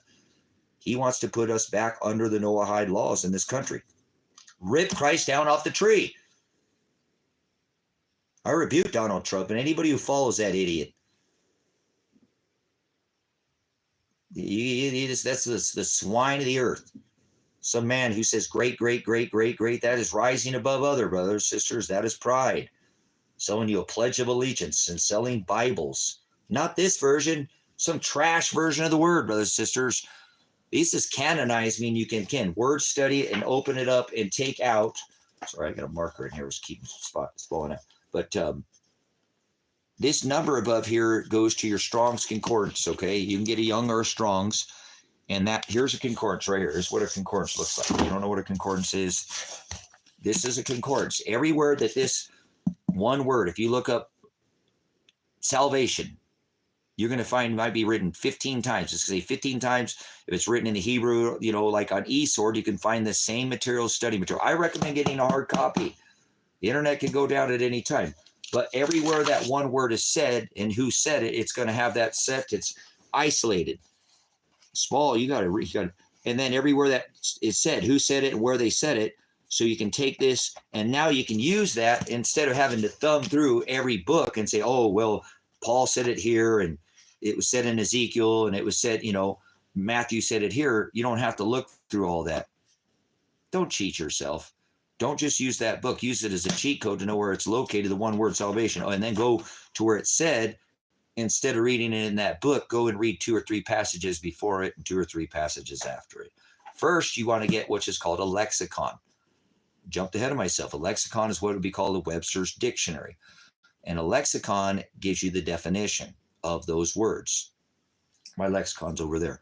But the lexicon is a Bible, or a dictionary, like a Webster's dictionary. So if you look up salvation in Greek, that word would be sozo, to be saved, or salvation, S-O-Z-O. And that means to be picked up and lifted from a beginning point to an ending point. So to be saved, you have to be picked up and lifted and carried from beginning point to an ending point. That's why Christ told us, you must endure to the end to be saved. That's why it's important to pay attention to the definition first. Then you can go see who read it. Oh, it was said here, 2, 3 passage. Oh, I'm starting to hold it. That's not what I thought it meant. I know, huh? It's called unlearning. And this is how you actually, I used to read the scripture for years and read through it and get it all twisted. I get the Charlie Brown going, well, uh-oh, it's not going in. I've overstudied here. Too much of a good thing's a bad thing. Now, wait a minute. I just read this and I thought it meant this. You can never have too much cheese on your taco, man. You can never have too much cheese on anything. I don't even eat cereal, but I probably eat cheese and Captain Crunch, man. Anyways, thanks for interrupting the time to talk about it. So you can interrupt a whole stadium. All right, the crowd goes down. The lights could dim down. Everybody be silent, please. And we got, I don't know how many fit in a stadium or arena. It's an energy thing, if you understand what they're doing. Occult rituals, they poured rituals in those bowls, but I got the whole crowd silenced down, right? Everybody's quiet. Please, can I have your attention? All, somebody quiet that baby down over there. What are you doing bringing a baby to a football game? Okay, anyway, so, all right, everybody quiet. Tacos. Ah! Ah! They mean taco waves, man. Thanks for interrupting my chat to talk about it. So it's on the thing. We should do that. But anyways, brothers and sisters, this again, this covenant, this testament, you're going to learn again, one by one word studying. You need to use a dictionary, or you're just speaking in translation. You're not speaking in definition. He said, I am the Hados, and that's the narrowing off with the dictionary, the translation. I am the Hados, to narrow self, to narrow the translation. I am the light, right? But before you get to the light, undefiled, you have to find the truth. I am the Hados, the Aletheia, and the Orizo, the way, the truth, and the light. So the way you're going to find God's word is by knowing what the hell you're talking about by definition. You're not speaking in translation. If you're not reading this canonized version of this interlinear Textus Receptus, meaning it's written in the Old Testament in Hebrew, canonized in Greek in the New Testament, they're mirror. Remember, they foreshadow each other. You can find the definition if you knew how to do it out of the Old Testament, but it's easier to use your lexicon dictionary and then go do what I said, find out who said it. Don't just read the one sentence. Don't just cheat and read it out of the concordance. Find out who said it. Now you already know the definition of it. In that, you need to find the definition of something in Hebrew, if it was spoken in Hebrew, in the Hebrew dictionary called a lexicon. If you're studied in Greek, you need the Greek definition, because there can be, believe it or not, brothers and sisters, this is hard to say, but the definition can change from Hebrew to Greek. That's translation. It gets light. Unless you transliterate, don't change any words or any, that's called transliteration. This is as close as you're going to get to that, brothers and sisters. This book still has some issues, but you're not going to find a better way to study the Word of God, just as I told you. And I guarantee you the Word of God will start meaning everything to you. It will make so much more sense, because I made for decades study this book and didn't come to this understanding until obviously I knew Hebrew was on my heart, but I wasn't listening to it. It's when I found Brother Jim at Grace and Truth Ministries that he brought me back to the Hados. Get the lexicon, study the definition first of whatever word you want to study. This is how you study the Word of God. This is how you add to your faith. And by sharpening iron by iron, you fellowship with other brothers and sisters in the narrow way that are willing to study like this. Take the time to do this. If not, don't worry about it. You ain't changing anybody. You're not here to change a single person or anything, not a jot or a tittle. That's the last words he left. Don't change anything in this book. Not one period, not one comma, tittle, yod, sentence, letter. I will blot your name out of that wedding feast of the lambs. I don't care if I blot you. I don't care if I pay for your sins. I will go before the Father, and I will make sure that I am needed to judge. Your name will be blotted out. You will not have your name called out in that wedding feast of the Lamb. So you can't change or add or take away from this book. That includes your own opinion. So you're better off just to go out and take up your cross and not try to overdo it, because you're putting yourself in the position, the more you study, the more your treasure will be, right? Because you can put your treasure here on earth or in heaven. That's how it's your works, your faith is what gets you to God. Your works aren't anything, okay? But that studying, like in Timothy, that is how you're going to prove any kind of worthiness to the Father is going to be done through studying. You should read the book of Timothy, please. You'll find Timothy. It's throughout Scripture, brothers and sisters. But be in the world, stay in the Word, be not of the world. This is the Word. He is the Word. He spoke everything into existence. But if you want to find the closest version of this, brothers and sisters, this is the book you're going to find it in. There's 53 in the Old Testament. This is a 4-volume set. The New Testament is 13 in one book. The remaining, you can find this online, Christian bookstores. They have it, but most people don't show people where to find this word. My teacher, my pastor, and my brother Jim at Grace and Truth Ministries here on YouTube, graceandtruth.net. This is High Desert Grace and Truth Ministries. I'm out in the desert. He's in Hendersonville, Tennessee. I'm getting ready to try to sell everything I own and be more Christ-like, because he was a man of very few possessions and a wandering Jew, if you will. So I'm trying to hopefully mirror that and sell everything I own and give it to the church and donate this 20 acres to the church. If I can, without selling that 20 acres, I will do all 40 to the church, but I don't think the church needs 40 acres. 20 is a lot of land. I have another 5-acre parcel that it's online that I'm selling. And I have a land sale contract with another piece of land.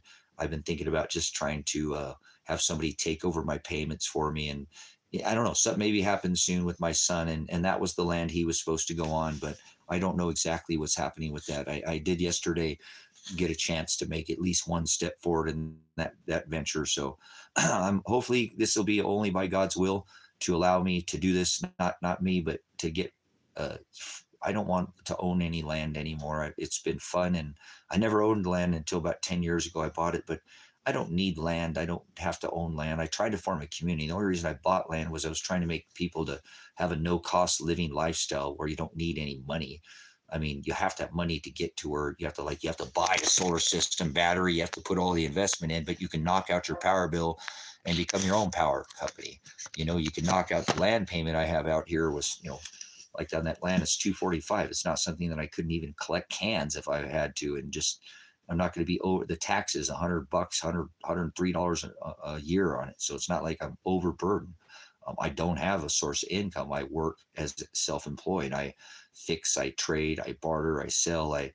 But I wasn't even trying to do any of that. I was trying to just get to where I didn't have to do any of that anymore. Grow all my own organic vegetables with the community that I had here, and give abundance, grow too much and give to the community. Can, freeze dry, do all, everything we could to get extra oil, and then have abundance to be able to be charitable. As he said, be charitable. So that's agape, that's love. That's, what we're supposed to do. Patient, meek, kind, be charitable. Do not boast. These are all part of loving the Father. And so he didn't allow that to happen for me, and that's okay. I know I was off grid for 5 years. I've been out here for almost 10 without even making power. I did, but like generator, I didn't have the systems up that I have. Now my wind turbine came down after several years. We still haven't figured out what happened with that. That's so crazy. But there are ways to where you drill a well and your water bill's gone, your power bill's gone, your food bill's gone. You build yourself a nice cabin or small building that you can heat and cool quickly. There's your mortgage. What are you doing living in these cities? Why don't you roll the dice and see if maybe, God knows where the dice are going to land, see if it'll happen. Well, it didn't land in my favor, but there are other, if you look at like Prepper Nurse 1 on YouTube here, that's exactly what I would have wanted to done out here, so to speak, but more spiritual. He's a man of God, but he's got people moving in constantly, not constantly, but he's got like 4 or 5 people, and they bring in their own buildings. I had all the buildings for everybody and the material to come. So Field of Dreams, if you build it, they will come, right? Nope, nobody came. So it's okay.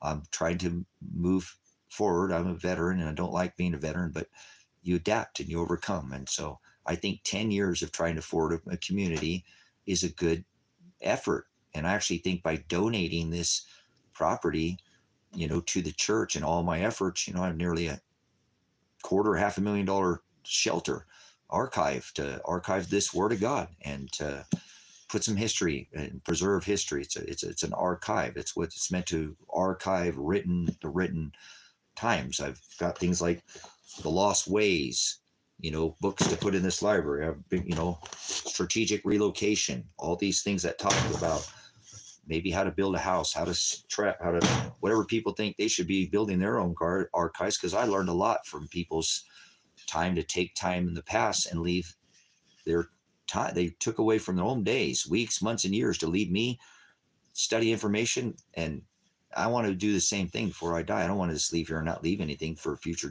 generations, so to speak. That's selfish. So maybe you don't, maybe you can't do that, but this is what I'm doing, and this is what he has me doing. Be in the word, but be not of it. All right, put the word.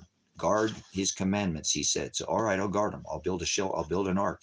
So this is what he has me doing, and I thought I could attach a community with it of people, God-loving, God-fearing people who want to come out and, have a barbecue at the end of the day or something, and, maybe show up once a week having, maybe, hey, can you please try to come at least once a week? You can do your own things as long as your chores are done. You go wipe off the solar panels and go make sure the chicken, their nesting boxes don't have poop in them, replace it if it does, and then, go see if the filter on the up front where we get the water there, it's not clogged up, and you got the rest of the day for yourself. You can stay here, do it, go run to the hills, I'm surrounded in a beautiful place that's outdoors, hundreds of lakes. that you can hike into, hundreds of waterfalls. I mean, this is a nature's paradise. We have the largest set of inland sand dunes in North America. This is the largest dark sky sanctuary in the world. This is a great place to see the stars. If you're somebody like me, this celestial craving for these markers, I'm in the best place in the world to see the stars. Literally, this is the largest dark sky sanctuary, 2.5 million acres set apart. So this will be a beautiful place to have this ministry, to have this church out here in the middle of the desert, like a tabernacle, a temporary place. So my hopes are, again, is that God willing, it's not by my own, because I tried to form the community and nothing happened. So hopefully that this isn't something that, I don't succeed in having the, or don't do it. I could put in all the effort, but it might not happen either. But I do feel with all my heart, and it's filled with wickedness continuously, but my studies and my experiences and stuff, that this would be a good way to build this church. And I already have the buildings. I don't mean build it. I have everything here, but to build the people to come here, and I think the church will take care of it all on its own. The ministry will do it all by itself. So I'll be able to go, like, for example, I've struggled to get enough gravel. I've got, thousands of dollars worth of gravel, but I'm 40 acres, 60 acres to the back of the property in on a driveway. It's a lot. It's $300 for a load of gravel. How much you want to bet if this land was turned over to the church, High Desert Grace and Truth Ministries? I could say, hi, my name is Pastor Tracy Werner. I'm the pastor over here at High Desert Grace and Truth Ministries. Here is our, we're not 501(c) funded. We own the church, and we're looking to provide some housing. We already have buildings back there. They're mostly built, but we want to bring people into the housing, and we want to have good access. Would you be willing, Nate, to donate a load, 2, 3, 5, 10? Would you be willing to donate the whole? Here is the church name. It is registered as High Desert Grace and Truth Ministries. You can be used as a tax write-off because it is a church. And the next day I'll have gravel in there. And for 10 years have been trying to gravel that driveway. It's not for me anyways. It's not my name. I don't get it. I don't have the church as mine.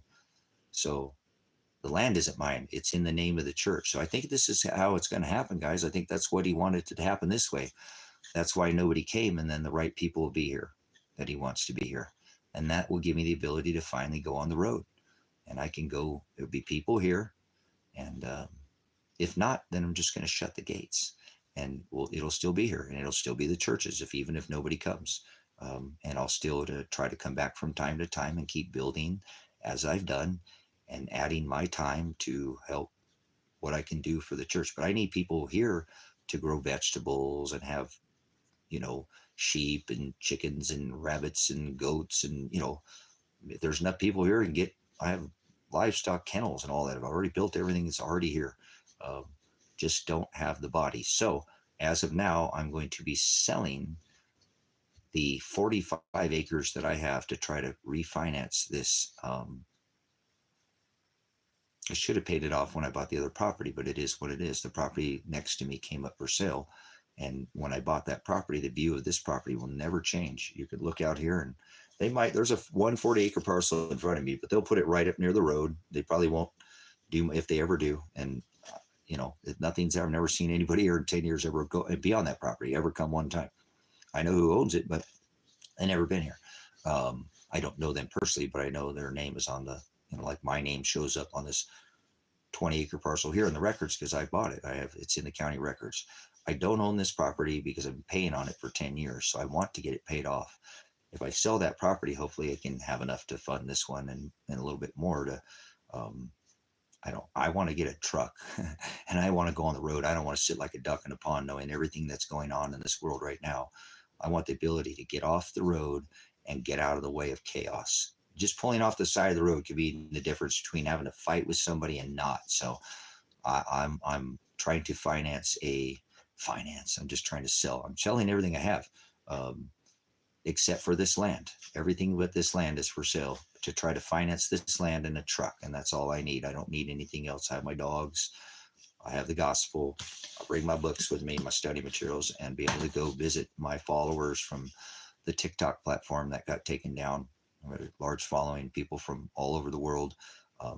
And here too, we get, but there are some people here in the US that would like to probably, I know there's a lot of people back on TikTok that wanted me to come personally and spend a day or two in church with them and feed me a meal and send me on my way so I can go find more, more books to put in the archive, to bury these books and put them in before things, the weather wise get too bad.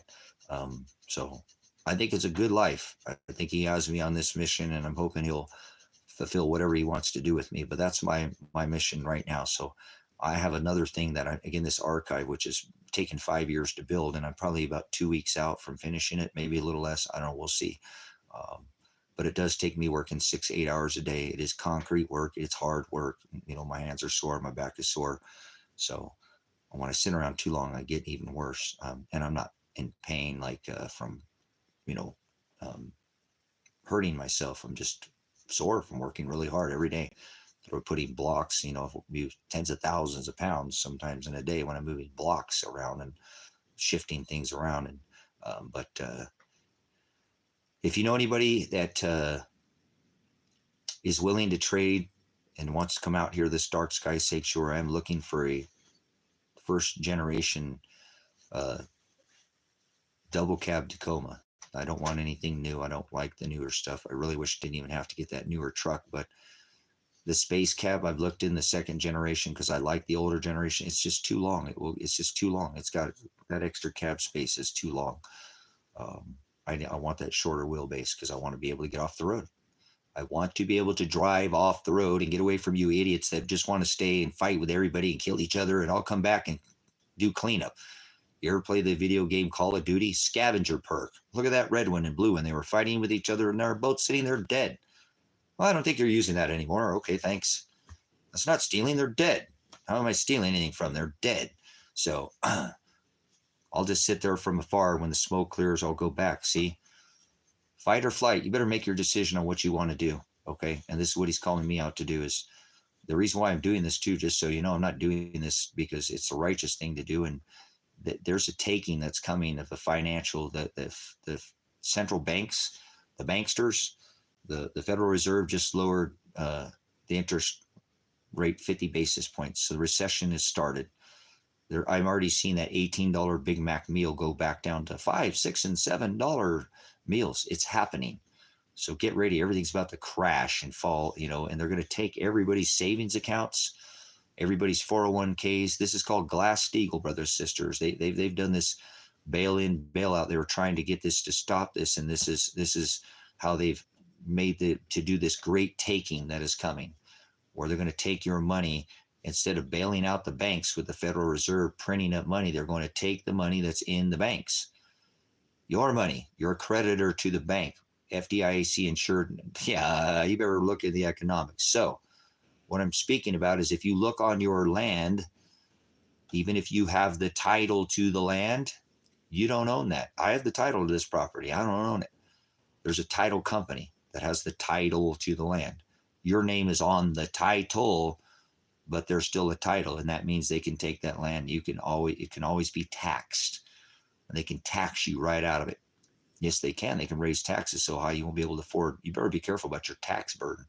That's another thing. I'm scaling down from 65 acres of land down to 20. I don't want the tax burden in case I want to lose the land over taxes. So might as well do the right thing now. Sell it while it has the value. The market's really good out here where I'm at because it's very low. A lot of the markets are crashing because they got overpriced.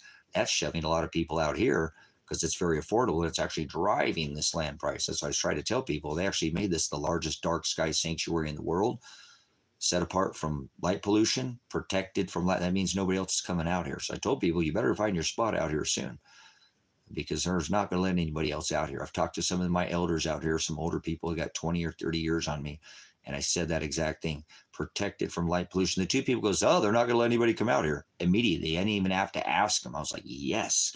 So I know I'm over the right thing. So hoping that's just God doing it too. That this can all happen here in the next month or two, and I don't want to sit and wait. So if not, I'll just figure out another option to still continue on with this that I need to do. So we got a lot coming down the pipe here with the these three celestial alignments. So go see, if you haven't, a David at Adapt 2030, go look at his last video with the lady. It's a picture of a lady, and he's got some image, Adapt 2030, and go look at these three celestial events that are coming here in 1024. In December 6th, I think, is 2 days after the election, where the way we go into the Shepherd's Cross. This is called the Shepherd's Cross. This alignment that we go into, it's happened before. I'm not talking about things that never. There is a celestial alignment that we see coming up in April of next year, though, that's very unique. I'm not, oh my gosh, never been for a person. I'm a cycle guy, so go check those out, okay? And I think that might give you an idea of what the governments are getting ready for and what I've been preparing for, and you might get a little more serious so about what you're doing in life, instead of just worrying about this, just paying your bills and getting along. Man, there's more to life than bills. There's a lot to be learned out there. There's a lot to see. There's a lot to do. So although, again, I tried to chase a community and it didn't happen, I think the best thing now is, if I'm telling you what I'm telling you with what is coming, this great taking, when this land is turned over to the ministry, this land cannot be taxed. They will not be able to tax the land anymore. So I think that's power. It shows the power of the Most High God and his word and written. If this land is donated to the church, this land can never be taken. That's beautiful, isn't it? It's not mine, but it can't be taken. They're going to take a lot of other people's land through taxation. And if you own anything, and through this title, as I told you, there are ways for them to do this. I don't know if anybody's talked about the great taking or read them or seen anything about what these people are about to do. This bail in, not bail out. They already could have done it. Brothers and sisters, when Silicon Valley banks and all that, they should have bailed those, but they didn't. Although they have the legislation to do it.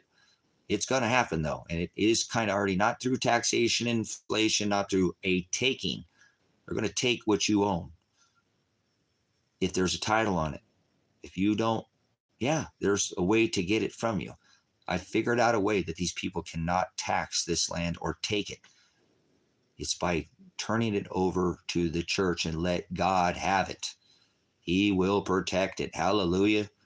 Is it not blowing you out of your mind?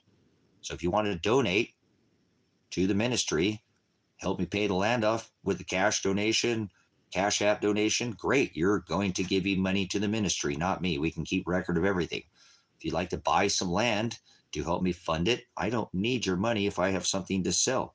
God will provide. Watch, he will provide. He'll sell. I already did that. He maybe do it. He'll get that land will sell. And then I haven't even put this one up for sale next to me yet. So if you're interested in some land, get a hold of me. I'm set on the $1,500 an acre. I originally did a little movement on it, but $1,500 as an acre is under the value of where I'm at on this side of the valley. It's hard to get parcels even over here anymore. It's,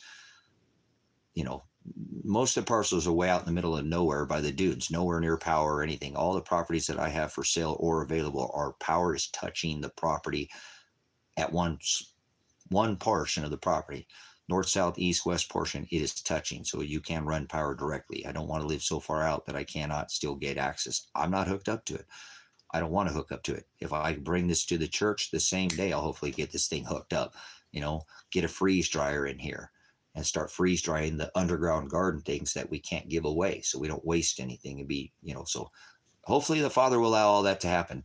But again, Cash App donation links in the thing. If you just want to support the ministry with a small donation to the ministry, I'm sure I'll find something to put it towards worthwhile. Eventually, everything out here will be donated to the ministry, and to include the $500,000, $250,000, $500,000 shelter, the buildings that are here. I do have a cabin that's up online that I have somebody wanting to trade me, so I'm not sure if that building will be here or not for a really nice Sunseeker, but it's not four-wheel drive. It's not a Toyota. It'd be nice to travel around with, but maybe I'll archive that and put that here for the ministry instead of having that. Ooh, that's good, guys. I never thought about that. What are you guys thinking? You guys are getting real quiet on me, and that's fine. I should probably go. I went over 2 hours. I found a lady who wants to trade this Rusty Dragon Cowboy. You can find it on our Rusty Dragon cabin, the studio cabin. She wants to trade a Sunseeker, 2007, double tip out, 32 foot. I mean, this thing is ugly. Well, you'd think it's beautiful because it's new. It is so new. I mean, it's pretty because it's brand new. I mean, it's just like, wow, it's like, oh gosh, I don't like it. But I know. So rather than having that cabin here, I could have that ability for the church to be mobile. I could go pick up somebody. We could take the church on the road. You know what I'm saying, so to speak. That might be a good thing to add to this ministry. I never thought about that. All right, you guys aren't answering. Maybe I know my chat shuts down sometimes, guys. And you guys could be saying something and I'm not even seeing it. So I haven't had anything except Clark at the end. So what do we have here? Okay. So, but anyways, I think that's a good idea. Maybe I might consider that. You know, the building can be picked up. I built it so it's not attached, and that's that rusty Dragon, and I could turn that into a 2007 Sunseeker, and like somebody needed to get picked up on the road, somebody needed to deal with the church. That might not be a bad thing to have for the church. It's rather large. Can make it a road ministry. Oh, that's exciting. Maybe I'll do that. Can't all be survival, right? Sport to speak, or trying to. All right. I'm not getting any answers, so I was hoping that it was a taco about it. Nobody's tacoing about it. So taco. All right. I only eat tacos on days and why, guys. So if you're listening and you can still hear it, a 2007 Sunseeker. It's a double tip out motorhome. It's got like a big some van on the front of it or something, but it's a double tip out motorhome. Big motorhome. Like brand new. It's like 2007. The lady's taking care of it. She's a retired lady. But I think that would be awesome to have for the ministry. It could be a traveling, house made by hands. That's not, but the church can go out and visit and do things. Interesting. I'm just gaming it. You know what I'm saying? Just kind of gaming it out, man. That would be pretty neat. I'm saying, for the church to have the building would be cool. I could build another building here, but, not like that one. There's not another rusty Dragon. It's a one-off building, but the lady really likes it. She said, she hadn't been able to get out here in person, but she's like, this is just fabulous. I've looked for a bunch of buildings and stuff, and she's like, there's nothing like yours. Yours is just so unique. It's not like everything else so cookie cutter. They all look the same. Yours is totally custom. I said, yeah, that's what it is. It's one off. There's not another one like it. I couldn't duplicate it because I don't have the materials that I collected through the years to build the building. It's a historical building, as well as it's from the building materials that are in this valley and throughout the state, but a lot of them are historic, have some historic value and something to do with the valley out here. So that was kind of what I was hoping to go with that building, and it worked out. So I still have about 2.5 weeks worth of work on that building to complete it, finish it. But I'm not, if I get done with the shelter, it's going to go work to work, bam, bam. I'm just never going to stop out here, man. I still have to build the building for, to put the firewood in, just to, I have so much to do. I better get off here, guys. I love you guys. Appreciate it. Thanks for chiming in there. Delry, good to see you, sir. And brother, Mr. Lion there, Mr. Judah, thanks for coming in. I do appreciate all your guys's, don't have nobody else to talk to about it. Nobody else to talk about it. Just you and God. So thanks for letting me. Thank you, Father, for this ministry. And see, man, okay, my bad. Thank you, Delry. Now I know. Super duper. I won't forget. Thank you for coming in, sister. Hey, thank you so much, man. I'll be back on here, but I got to get to work, guys. I got to get to work. You know what I'm saying? I could update that. I'd take you back there to the shelter, but I just don't want to put it up online anymore. It doesn't matter. There's been pictures of it, but I'm like, less is more. I have nothing to hide, but I'd love to take you back there and show it to you, but I better get up and get some food. In my belly here, because I don't want to go to work without food in my belly. And I think I'm going to make tacos. It's Taco Tuesday. So, all right. Much love, guys. I appreciate it. Again, if you want to leave a small donation to the ministry, that's fine. If you want to leave a comment, that's work to me. Your comments are very valuable. Money can be printed into Infinium. You know what I'm saying? I hope you guys are figuring out that I'm really not money. I do talk about it often because I'm trying to get my financial situation in order, but I was only trying to ever get to where I didn't have to have any money, so to speak, give everything I had away. And now that's what I'm doing. I'm giving everything I work for, just give it away. Why not? I don't need it. So if you just want to help out or something, like I need some markers or something to go buy some little things for the ministry, but I don't go to town very often. Your comments are very important to me, though, and that's what's more important. And the most important thing that you give to this ministry, which makes it what it is your time. You being here is what makes this High Desert Grace and Truth Ministries what it is. You being in the chat, you being in the comments, that's the value. So, monetary, again, we can print more money. Don't, that's, it is what it is. We all got bills, brothers, sisters. I could have probably done a lot of things about my bills and had everything I wanted, but I chose to do this big thing, bite off all these big things. And, I'm just one man. And so I'm a little get overextended and I have zero income. Guys got to remember I don't have any money coming in any month. And so I have to keep tight in my time and stuff. And I spend a lot of time outside this treasure, putting it up in heaven. I'm hoping it's where it's going, out here on earth. So, what a blessing it'll be to be free of bills, so to speak. You know what I'm saying? I might have a gas bill, a food bill, and a, insurance. I like to keep insurance on my vehicle. So I don't hurt anybody else. I don't insure myself. I insure you. If I don't want to hurt your life. My life be ruined, but I don't want to hit somebody or something. Anything can happen, and then you be down and me not. I don't want to ruin your life. So I do keep insurance on my vehicle, but that's pretty minimal cost. I bet you I can make that in 1 or 2 days side hustle, run into town or something. I can build just about anything. Go run over to a job site. Hey, can I fill in for a couple of days? I got a tool belt. I got a square. I got a chalk line. Give me the blueprints. What do you want built? Let me build it. You want me to draw up some blueprints? What do you want? I'm a jack of all trades, master of none, So I think I could do that and not do this big 65 acre of land. Oh yeah. You know what I'm saying? I could easily get rid of this city and say, I'll tell you what, I'll even do this line. This is how I've always got a job in construction. Hey, what's up? Look, I'm ready to go to work. Today, I work for free. I don't want to charge you today. You can look at my work and see what I do. I want to just give me the blueprints or whatever. Tell me what you want, what you're building here. I know how to read a tape measure. I know how to read a framing square. I know that, we'll build it straight. You come back and put a level, everything will be 100% with a square. But tomorrow when I come back, I want $35 an hour. I want $40 an hour. I want $50 an hour. Today's free. You don't like my work? I'll leave. At any time on the job site, you don't like what I'm doing, I'll bend a nail or something, kick me the hell off this job site. I don't want to sit there and you're the boss, you're the foreman. I'm just here to do the work. I'll tell you what, I show up today, free work tomorrow. Every day the next day I got the pay I was asking for, guys.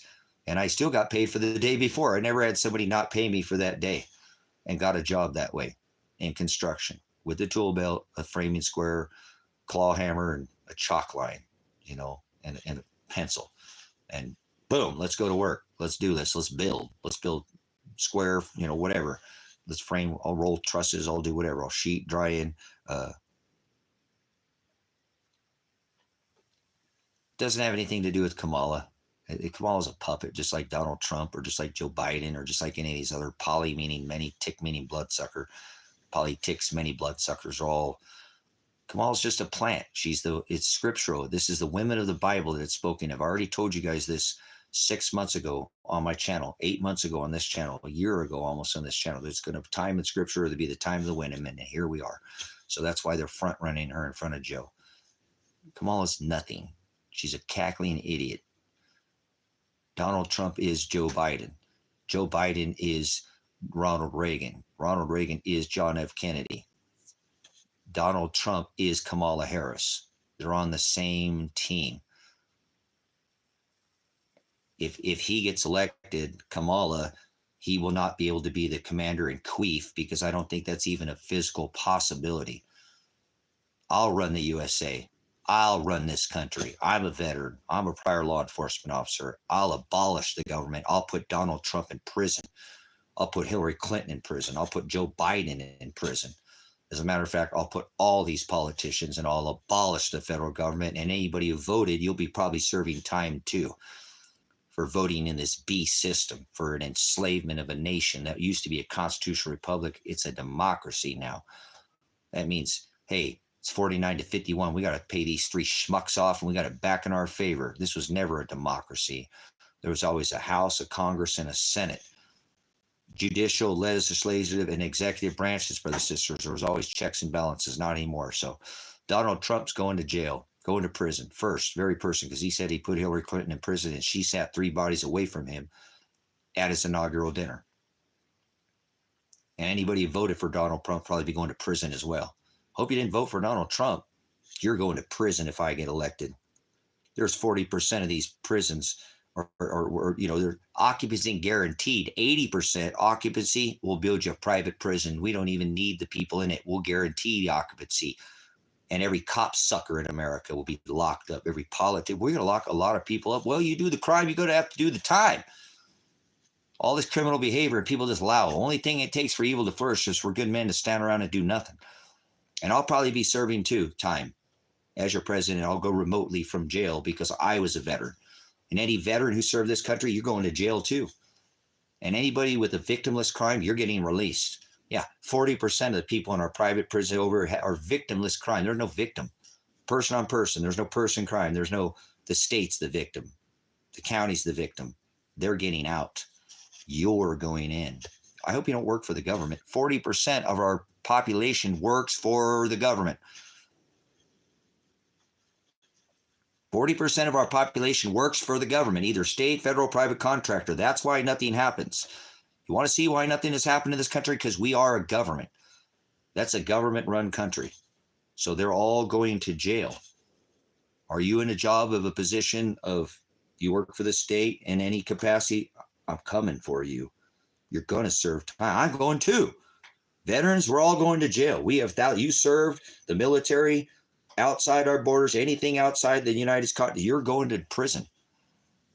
You're going to be locked up and serve time for killing people in other countries and coming back here. And just these people act like free idiots, standing on an burqa, face diapered, veiled, Sharia law in America. No, we're going to make this right. We're going to turn it back to a constitutional republic. It's illegal. Donald Trump is the number one spending president in the history of America. He printed more money than any other president in his time. People don't know that. They just love him. So because of his money printing, he's going to jail. He said he was going to audit the Fed. We're going to abolish the Federal Reserve. Oh, wow, that's because people were forced to go. Yeah, well, if you were drafted, you're not going. But if like me and you joined a volunteer military, you're going to jail. I'm going to jail too. I'm going to have to go serve time. I'll serve as your pretendant of the divided states of America as your imprisoned president. Well, we all got to do the crime. You got to do the time. So Vietnam veterans, you're safe. You're safe, veterans. Vietnam veterans, you're okay. I mean, I don't agree with what you did, but you were drafted. So thanks for pointing that out. So I'm going to abolish the Federal Reserve, and Donald Trump's going to jail because all money is supposed to be printed without interest. And he blew pal. Remember? Bubble for how many years? Inflated the economy, the largest expansion of debt ever. I got more dirt on Donald Trump. We're going to put him in prison, and we're going to fine him and take all his wealth away from him by fine, because how much money did he make on Hillary for prison? Buttons, banners, I have family that are multimillionaires, self-made millionaires, because they're in the graphic design business, working for Monster Jam, NHRA, NASCAR, Jeff Gordon. I know print work. I know it's called swag. All his buttons, banners, millions of dollars, probably hundreds of millions of dollars funneled into his bank account after Hillary for prison. And he sat 3 bodies away from her. You will go to jail if you voted for Trump too. So get out of here. You better run now. I'm coming for you. Oh, if I'm going to lock up Bill, yeah, too. Hillary, she's going, because remember, she was going to get locked up. And he's going. There's 2 people are going to get locked up first, Donald Trump, and behind her, Hillary Clinton. That's how I'm doing it. Whatever. And remember, we're all going. We're going to get this thing straightened around. We're going to turn it back into a constitutional republic, right? We're just gaming it, guys. We're going to bring home every military base that we have in over 1,000 plus countries and in over 100 or 1,000 plus military bases in over 180 countries. We have a budget problem with our military. We have $1 trillion military budget. We spend more than all the other militaries combined. And we're going to turn it back into a constitutional republic, and we're going to lock up every law enforcement officer in America. As of today, there is not one good cop in this country because they're enforcing your Wizard of Oz law. Start calling it that. Your Wizard of Oz law. Okay, well, I don't care. Get out of here, Carrie. It's just a game theory. Bye. I wouldn't vote for anybody. This will just be, I'll do it by executive order. I'll just take over this country. Watch. God will do it. We're just game theorying, so I don't care about what you think. Go somewhere else. Pound sand. Kick rocks. I don't care what you think. Jimmy crack corn. So, we're just game theory, bro. It's just game theory. It ain't gonna happen. I ain't gonna be the president. But I would definitely lock up all the people at the Federal Reserve, because it's supposed to be money lent without interest. We'll go back to a gold standard. We'll put the money back, the gold and silver, the coinage. Currency is an IOU debt note. That's a 0 and a 1 on a computer. We'll go back to money without interest. Not silver certificates, back gold and silver. That's why that's why Donald Trump should be locked up in jail. He knows that. He's not stupid. He has money. So that's what I would do. And I would shut down the Federal Reserve immediately. It's not a federal, it has nothing to do with the federal government. They're centralized banksters is what they do. So what we do is shut that down so they quit printing this money, and then not gold backed. There's no such thing as gold backed. I want to hear something sitting in some Fort Knox. If you don't hold it, you don't own it. So this is what we do. And then you would be forced to, we'll put you in prison if you don't grow a garden. We have to get rid of all this genetically modified food on the planet everywhere. It needs to disappear, all of it. I want everything would have to go back to an organic diet. I don't care what you think. They made people grow gardens during World War II. You will grow a garden. You'll learn how to grow again. And you'll learn how to grow it in your area. So we start hardening these seeds again, getting these seeds used to everything that made it through the last 5 extinctions is still here. Tomatoes, potatoes, but it's because people went out and planted these, and year after year, nobody plants anything anymore. So, yep. And we'll do some almost be like a socialism, because we're going to re-allot people some actually have land enough to grow, and so people will get the rights back, but there will be rules, no more growing genetically modified foods. All genetically modified products will be destroyed. No more preservatives in food. So what if it goes bad? Grow some more, have abundance, no more, all microwaves will be banned. We'll throw all microwaves away. If you're caught with a microwave, you'd be fined. That's making people sick. And you don't microwave your food. That's radiation. Microwaves, radio waves, millimeter waves. Nope. If you're caught with a microwave, you'll be fined. Probably wouldn't throw you in jail, but give you a big hefty fine if you were caught with a microwave. So no more genetically modified foods. And we'll probably have to redo the whole school system all over again. Undo all this 2 + 2 = 5 nonsense, all this Common Core. We'll abolish anybody. We'll put anybody in jail that supported this Common Core nonsense, trying to confuse our kids. We'll go back to supporting homeschooling and make it more readily available, not like they've done it now. I've homeschooled my we have to have the cellular network, whether I like it or not, Lion. Even this new system, this system can't operate without the cellular network. And I don't want to take that down for things that I wouldn't, because people need the ability, like we're doing right now, to fellowship and have a worldwide ministry, and be able to have, and we'll take down all our borders. We will not worry about our walls in this country. We'll take down all our walls. We will have no walls around our country. Everything that's there, we'll take the border down. And if we need to, we'll have all our military come home. They won't be in all those 1,000 military bases. We'll have plenty of military to protect our borders. And there'll be no more chemtrailing over the United States. You will be shot down. Look out below! Headache! If you're caught spraying your condensation. What do we call that the other day?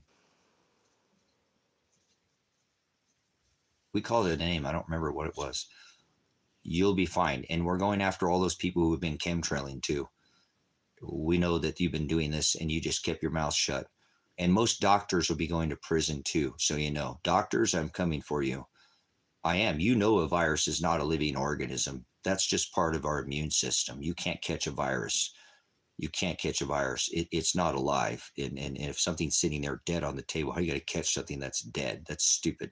So doctors, you rich pukes, you're going to be living in a jail cell. You went from your big old fancy houses to living in a jail cell because you let that scamdemic go on the whole time. And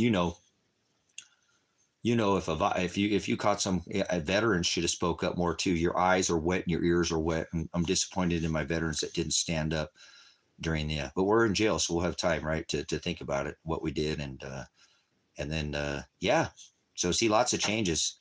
We'll go back to coal and sustainable energy. We'll ban all cryptos though. No more crypto. No more fractional reserve, no ETFs, no traded funds. None of that's all going to go away. No more stock. We're getting rid of the stock market. Not like that. You're not going to get into this whole. No, it'll go back to like where you'll get, in a company, you'll actually get a check. You'll cut a check like they do in some. So you can buy into a stock where you actually get residual out of the company, not this big scam where they, we'll cut all that out too. Well, as much as I don't want to, see, I love that, Lion. How do you do that? Somebody's got to pay it, right? The debt just doesn't go away. It's impossible. It's impossible to pay the debt back. You know that. When we hit $33.3 trillion, it's a physical. If I paid you just $1 trillion, and not to include all the unfunded liabilities like Fannie Mae and Freddie Mac and Social Security, all these other Medicare, all these, that's $300+ trillion that this country, just the school loans. I think that's the largest part of our debt is our school loans. If I paid you $1 million a day, Lion, $1 million a day, it would take me 360,000 years to pay you off just $1 trillion. I could go to the moon and back if I stacked them like this end on end 4 times and back. That's an insanely amount of money, and people just take it like it. A millionaire is nothing now. It's nothing. The average medium home price in Bend, Oregon, 1 out of 3 homes in Bend, Oregon sold for $1 million. 1 out of 3. So if you have a $800,000 home and the way insurance has gone up on homeowner insurance and taxes, that is $1 million home. That's insane, guys. That is insane. So this has become overinflated. So there has to be a correction. You know what I'm saying? Absolutely. You wouldn't print no more money. We can't. You'd have to stop the inflation creation. Remember, we do that during war, right? Every time that there's a war, brothers and sisters, they inflate the currency into infinitum. Okay. So we have a time coming, brothers and sisters, that's coming. And I believe that this will be more than worth than any gold or piece of tape, gold or silver, any precious metal. This water filter will have more value. I'm not saying there isn't money in precious metals, or it's a store of value. You get precious metals not to get rich. You buy precious metals so you don't go broke. Right? Yes, that's what it is. It's a store of value. So if you happen to get rich, it's not my fault. Somebody stole all my silver. Otherwise, I'd probably be able to pay my land off right now and donate all this land already to the church. And that sucked, man. Again, this happened to me twice in a row. So this will be worth more than water. Right? I don't know. This filters water. So you need this to get the water. If you can find the water, this will probably be worth than a horse, a car, a house, a farm. I bet you could trade one of these for a farm. For a farm. If it didn't have water on it, a piece of land, little mini farm or something like that out here, little 5-acre mini farm, somebody probably trade you this water filter for that. This is $10 right now. You want to tell me you want to invest in precious metal? God's money is gold and silver. I'm not saying that, but this will have more value than gold and silver. This will have more value than gold and silver. This will be more liquid. Get it? Ha ha ha. You don't think people demand this more than gold and silver? Yes, they will. This is the best thing I think that a man right now on this earth, or a woman, could put their tax dollars into, if so be it, that's to try to do some future tits. And look what you're doing for society. You're providing this is very valuable to keeping people from, people get pretty upset when they don't have water, if they've never gone without water. Food too, it'll drive you crazy, but you don't with this. You don't need to boil anything. This is a filter. Okay, so please get some of these, guys, and be to give some of these away. This would be when God says be charitable in the future. I've talked about this. For one piece of silver, silver's like $30 or something right now, an ounce, without the premium. You could buy 3 of these right now. You could keep one and have one for that, day where things break down or something. Let's say the grid went down, everybody had one. Boy, that sure be a different day. Not food. You could trade one for that horse, house, wife, whatever, car, truck, for one of these. $10, $10 buys you a car. Anybody 10, anybody 10, 10 and a half, 11, anybody 12, 12 and a half, anybody 15 now, 17 and a half, I got 20, anybody. Come on, guys. This will buy a car later. And then you could take that other one, third one you have, and be like, man, you look like your mouth looks like the Mojave Desert, man. If you go right over there, there's a toilet back there. And no, it doesn't. It's got water in the back of it. And stick this inside of there. And he go, okay. Imagine giving somebody the ability to filter 1,000 gallons of water as a gift. Here you go. Here's a gift of life. So be charitable with these too, brothers and sisters. I think these are going to be, children live in other countries where the water is undrinkable. They have to go down to a water source. And if they drink the water, giardia and, fecal or coliform bacteria is in the water, this will filter it out. And these children stay alive every single day. Children are alive. I don't think about the adults. Think about the children that use these every single day in this world. Very valuable, very, very valuable. So this is your first prep. If you've never prepped at all, you're just getting into it. This is how you do it on a daily basis. You don't go buy everything out at one time, but this would be nice to give to somebody, have for a means of exchange, and then have the ability to know where if you know where a water source is, puddle, pond, lake, stream, curbside, water flowing down, this will filter it, okay? This will get all the bacteria out of it for you. They have a Sawyer Mini that's about $5 to $10 more. This filter is 1,000. I think the Sawyer Mini filter is it's got a bag. It's this with a bag on top. I think like 100,000 gallons. So this is the only one. I've had it forever, guys. I mean, this is something I've had for 10 years or something, maybe longer. This is one of the oldest, one of the original packaging. I think it came in, or some of the original packaging. So please be charitable. Think about now. You can sell a video game. There's a lot of things you can have right now that you have sitting around your house that you could sell to go buy something like this. I don't know. I don't make any money from Life Straw. I'm not promoting this company or brand. There's off brands. I don't recommend the off brand. They're not any different. They're a charcoal filter. The only reason I don't recommend the off brand is I've had my Berkey water filter in the house for 10 years. And I bought some off brand. They still worked. I just tested them with the red dye. They still work, but it's 10 years, man. These filters are still working perfectly. This is crazy. And I drink a lot of water. I've always got water right next to me, and I'm always drinking water. So I changed for some off brand, and I didn't like the taste. And I've used this before, and I know the taste of it. So I'm sure if I tried something else, I might not. I got to get a Sawyer Mini, though. I don't own one of those. I got to get a Sawyer Mini. But this is going to be, I think, one of the most, widely in demand products is something to filter water with, and then maybe a way to protect yourself. And the way you can do that, in my eyes, is just to get away from people, not by arming up and trying to protect everything you have. Fight or flight. Get away from chaos, guys. Okay, I got to do that too, because I got to save this word of God for 120. Yeah. You guys, just so you know, there's one thing you should be really thinking about more than anything.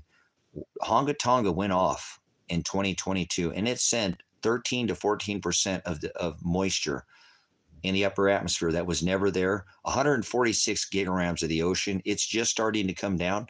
Scripture talks about hailstones.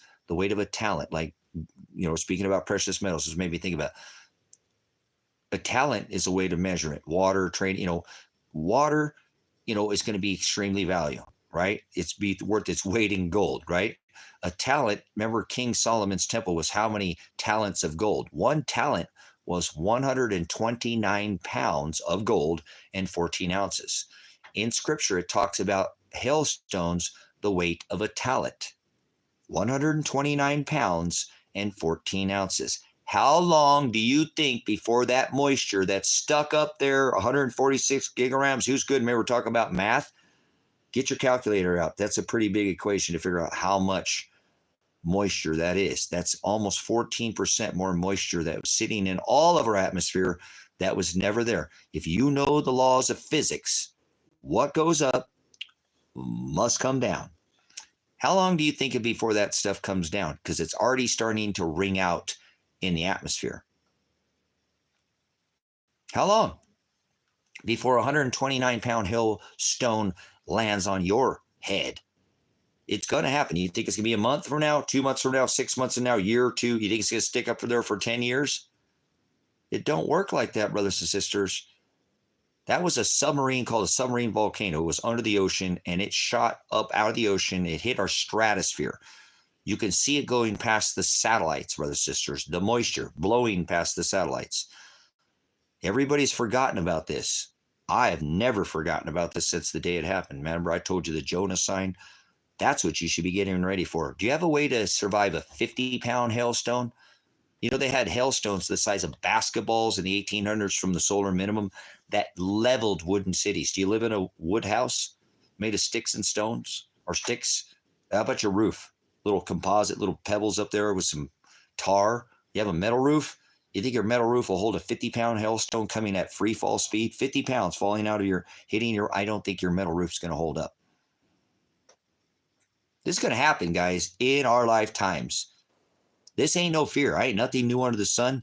It talks about this in scripture, and with every single ounce of my energy that's always been, I live this word. If you don't take me seriously, I don't care what you think. It's going to happen. Everything in this book will come to pass for the great and dreadful day of the Lord. 129-pound hailstones are part of the plagues of Revelation. So I hope you've at least tried to get, it's like to me, it's like a tornado. A tornado comes, it wrecks stuff, and it passes by. And then you get out of your shelter and you live to see another day. You're not trying to escape your death here in this sense either, brothers, sisters. God will take you. The plagues will pass over you if you put on the armor of God. Right? What does it say? Do not add to this book, or you will see all the written plagues that are in this book. We're here. We're in the last book. Anybody believe there will be 100? How many people? There's 22 of you. Well, there's 17 of you now. How many think you people will die from hailstones? Blunt force trauma will be your death.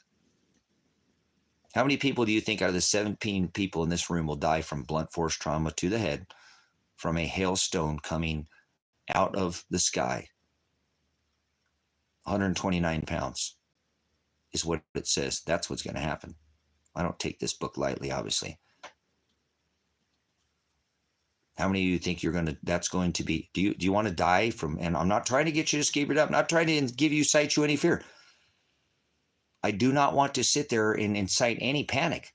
This is going to happen. It's written. If you don't take the book seriously and you get mad at me, then you just don't take it up with God. Take it up with him. You don't like the message that's in the book. I didn't make the 129-pound hailstones. I think they did by pumping that Tonga with the directed energy and pumping it and making it do that. I believe they did that. Man did it. It doesn't matter. It's still man. God uses man to create these words too. If you hadn't figured it out, uses sun, nature, all of these things. So even if man did it, it doesn't matter. It's still going to make those hailstones sooner or later. So I hope you have a hail plan, because I don't know what the hell you're doing, guys. I really don't. You world just confused the hell out of me. When he says be in the world, but be not of it. Hello?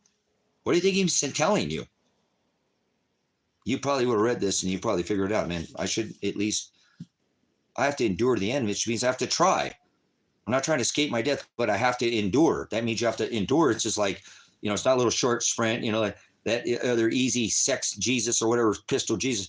It is a marathon.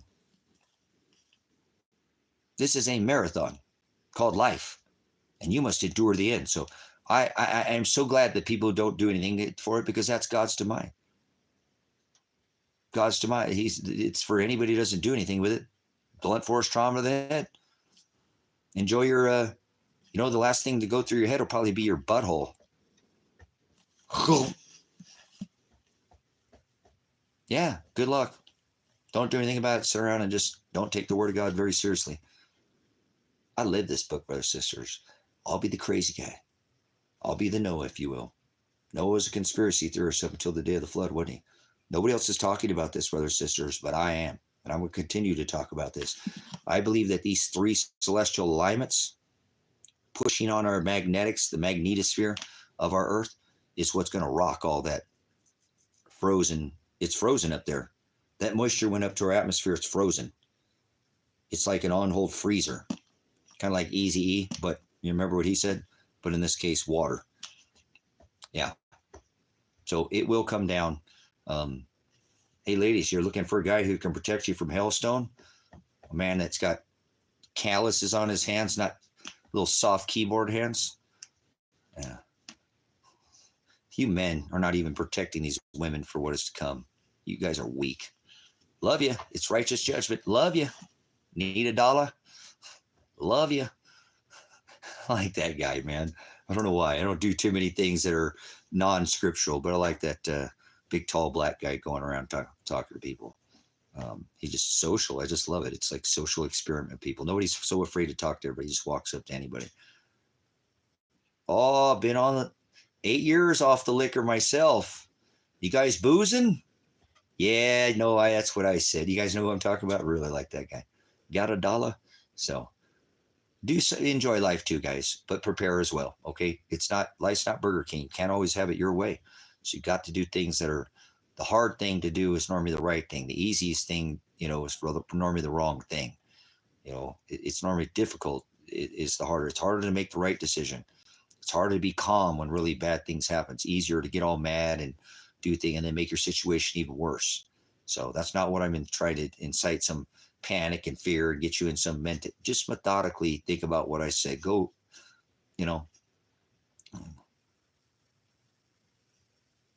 There you go, Lion.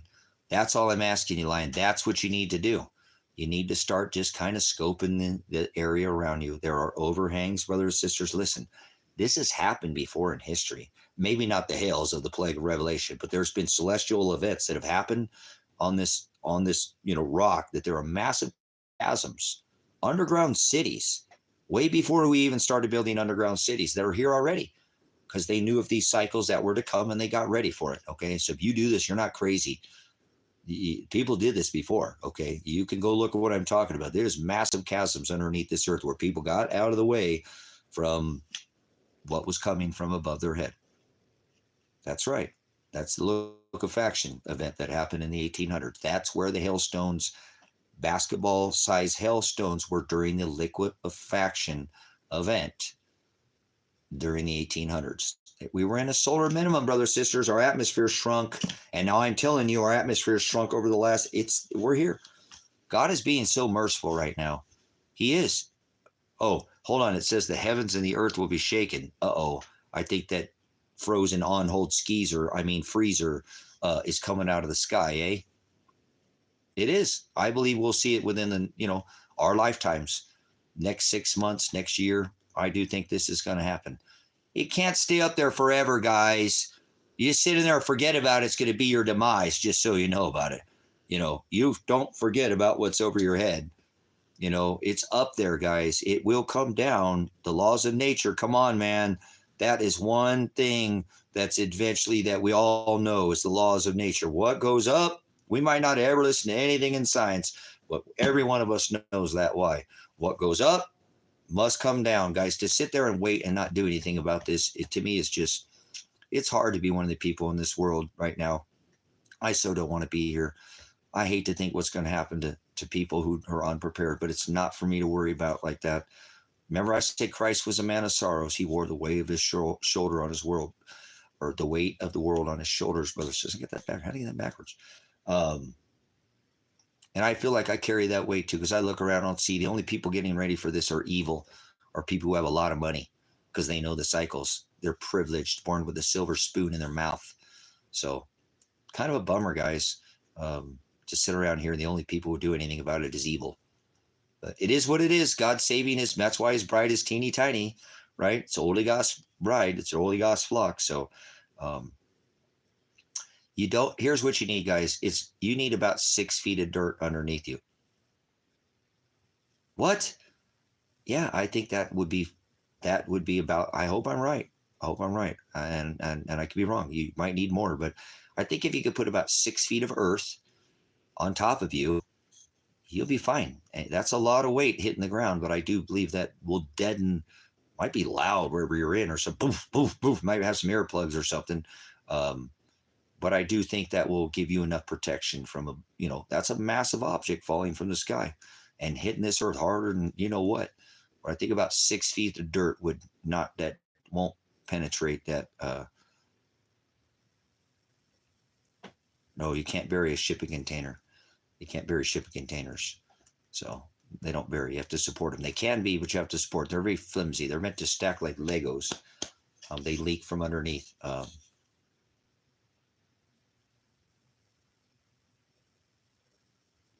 Do I think the U.S. Cold War with China, India, and Russia will start soon? The Cold War is already here. Cold War means it's not hot. The hot war is here. We are over there in Ukraine. It's not NATO over there. It's the United States. We send F-16s over to. If you don't watch Canadian Prepper, you might want to follow the channel here on YouTube. Nate at Canadian Prepper. He's following the Ukraine war, Russia, all better than any other blogger right now that I've seen on the internet. He puts out the bets. His vernacular is in unimaginable. He's very well educated man, and he's not much spiritual as he is prepper, but go watch his channel too, guys. I need to get off here. This is probably the best gift I can give you for today. I'm not building a shelter from zombies or nuclear bunker or anything like that. But Canadian Prepper has a video on how to survive a nuclear war, brothers, sisters. There's been a lot of this rhetoric going around, a lot of bantering, a lot of saber rattling about nuclear war. Please go watch Canadian Prepper's video on how to survive a nuclear war. You've been propagandized thinking nuclear is something it's not. They've lit off almost 3,000 nuclear ordinances already on this earth, and we're still here. This is not what they're telling you. Yes, there'll be affected areas. Yes, there'll be blast zones, but nuclear war is very easily to survive. Now, listen, I want to tell you this right now. I learned this from Canadian Prepper. They are sending out in Russia with their power bills and their water bills and their phone bills. On the back side, it has instructions on how to survive a nuclear war, fallout. They're giving them these instructions. What does Russia know? What does Russia know, guys? Why are they've already, under fedbiz.gov, they've already purchased a whole bunch of potassium chloride in these states. They've been getting ready for this, but they're starting to put on their power bills. It's one thing to put it on the internet, but a lot of people have a power bill or a water bill, or I don't, but people do, have all these bills. That's going to be the best way. And it's giving instructions on how. So Russia knows it's coming. They wouldn't be preparing their citizens for that. I want you to go watch Canadian Prepper's video on how to survive a nuclear, war, because it's not going to be like you think, guys. That's the problem. That's a problem. People have no idea how this will work, and they're going to scum. A lot of people are going to fear and freak out and do dumb things just out of fear. Do not fear nuclear war. It's not a good thing, but if you go see Canadian Prepper, you'll see it's very survivable. Be ready, guys. If you're surviving, like I said, the radiation will go away. You'll be actually with a scavenger perk like a video game. All these people's stuff they didn't do anything about it. You're not stealing anything from anybody. If they're dead and they're not using it anymore, and there's no radiation, it's gone. It's there. It's like it'd be ready available, brothers, sisters.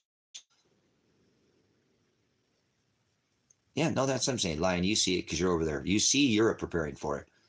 Over here, you see, you guys know in Israel, every building, all their cities have a nuclear Canadian prepper. Go watch his channel. He works with Atlas Shelter Company. The shelter that I built out here is the original design from Atlas Shelter. I took the base design of Atlas Shelter and made it my own, and that's what I have here. Okay, it's a steel, culvert that you can put 150 feet of earth on top of it without ever being worried about being crushed. And then I built the front and the back, and a whole. Anyway, so 50-foot, archive for the Word of God.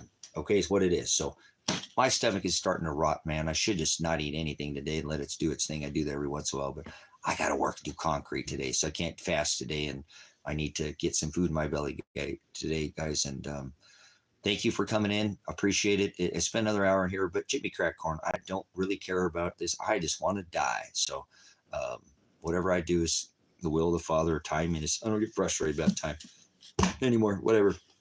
I do what I can. I work as hard as I can, and it's better to have or be prepped. Yes, failing to prepare is preparing to fail. You want to see a failure, you're going to see somebody sit around and not do anything. Because think about it this way, guys. Fear. Oh my God, oh my God, oh my God. Do something about it. Oh my God, we're in tornado country, honey. Oh, let's get a cellar, a storm shelter. Oh my God, honey, there's a tornado coming. I see it on Ryan Hall, y'all. I see it on Direct Weather. I see it on Weather on the Go on YouTube. We're right in the area. Oh, honey, let's go get in that storm shelter. Oh, honey, I'm glad we put that in. Let's go in there now. Oh, honey, thank God. Okay, we get in there. Wow, that's loud up there, honey. Oh my gosh. Oh, it's getting more quiet. I think it's all gone, honey. Oh, wow. Look, honey, we had something there to get in, and it's not the end of the world, honey. Let's live another day. You know what I'm saying? Yeah, it's better to have and not need than need not have. Absolutely. So, brothers, sisters, that's all this is to me. This will come to pass. This too will come to pass. It's not the end of the world. We got a ways of sorrows. They're going to get more intense. So, but I do think that what is coming is very survivable. Very survivable. Not only can you survive, I'll teach you how to thrive. Follow this channel. I'll teach you how to thrive, not just survive. Most people are barely going to just survive. We go over preparedness a lot in this channel. So I was a military veteran. Perfect practice prevents poor performance. If you want to perform well, don't even practice. Don't do anything. Don't even try. Just sit around and be one of those bungholes that are going to go try to steal everything because you're an opportunist, like somebody put in the channel earlier. You're going to be an opportunist. Well, I prepare. I'll just go take all these people's stuff. No, I said get away, prepare, let those people fight, and then come back and get their stuff that they just didn't think about, because their stuff there is not, oh, look, honey, half this house is gone. Where's all the people? I don't know. Is that a safe right there? Oh, wow, look at that. All these free Second Amendment items. There's nobody here. There's only half a house. Look, it got crushed by the hailstone. Aren't you glad, honey, that we had a hail shelter? Helter shelter. What the hell are you doing? I'm not talking about going to hell. Hail shelter, HAIL. What the hell are you doing about it? Honga Tonga, guys, coming. These celestial alignments are going to probably rock this, moisture up out of our atmosphere. I feel pretty comfortable about what I'm putting out here. But anyways, you got to do something about it. I feel as if most people who do not do anything about this will be turned to a pillar of salt. Turn to a pillar of salt. Okay? Turn to a pillar of salt. And you know what that means.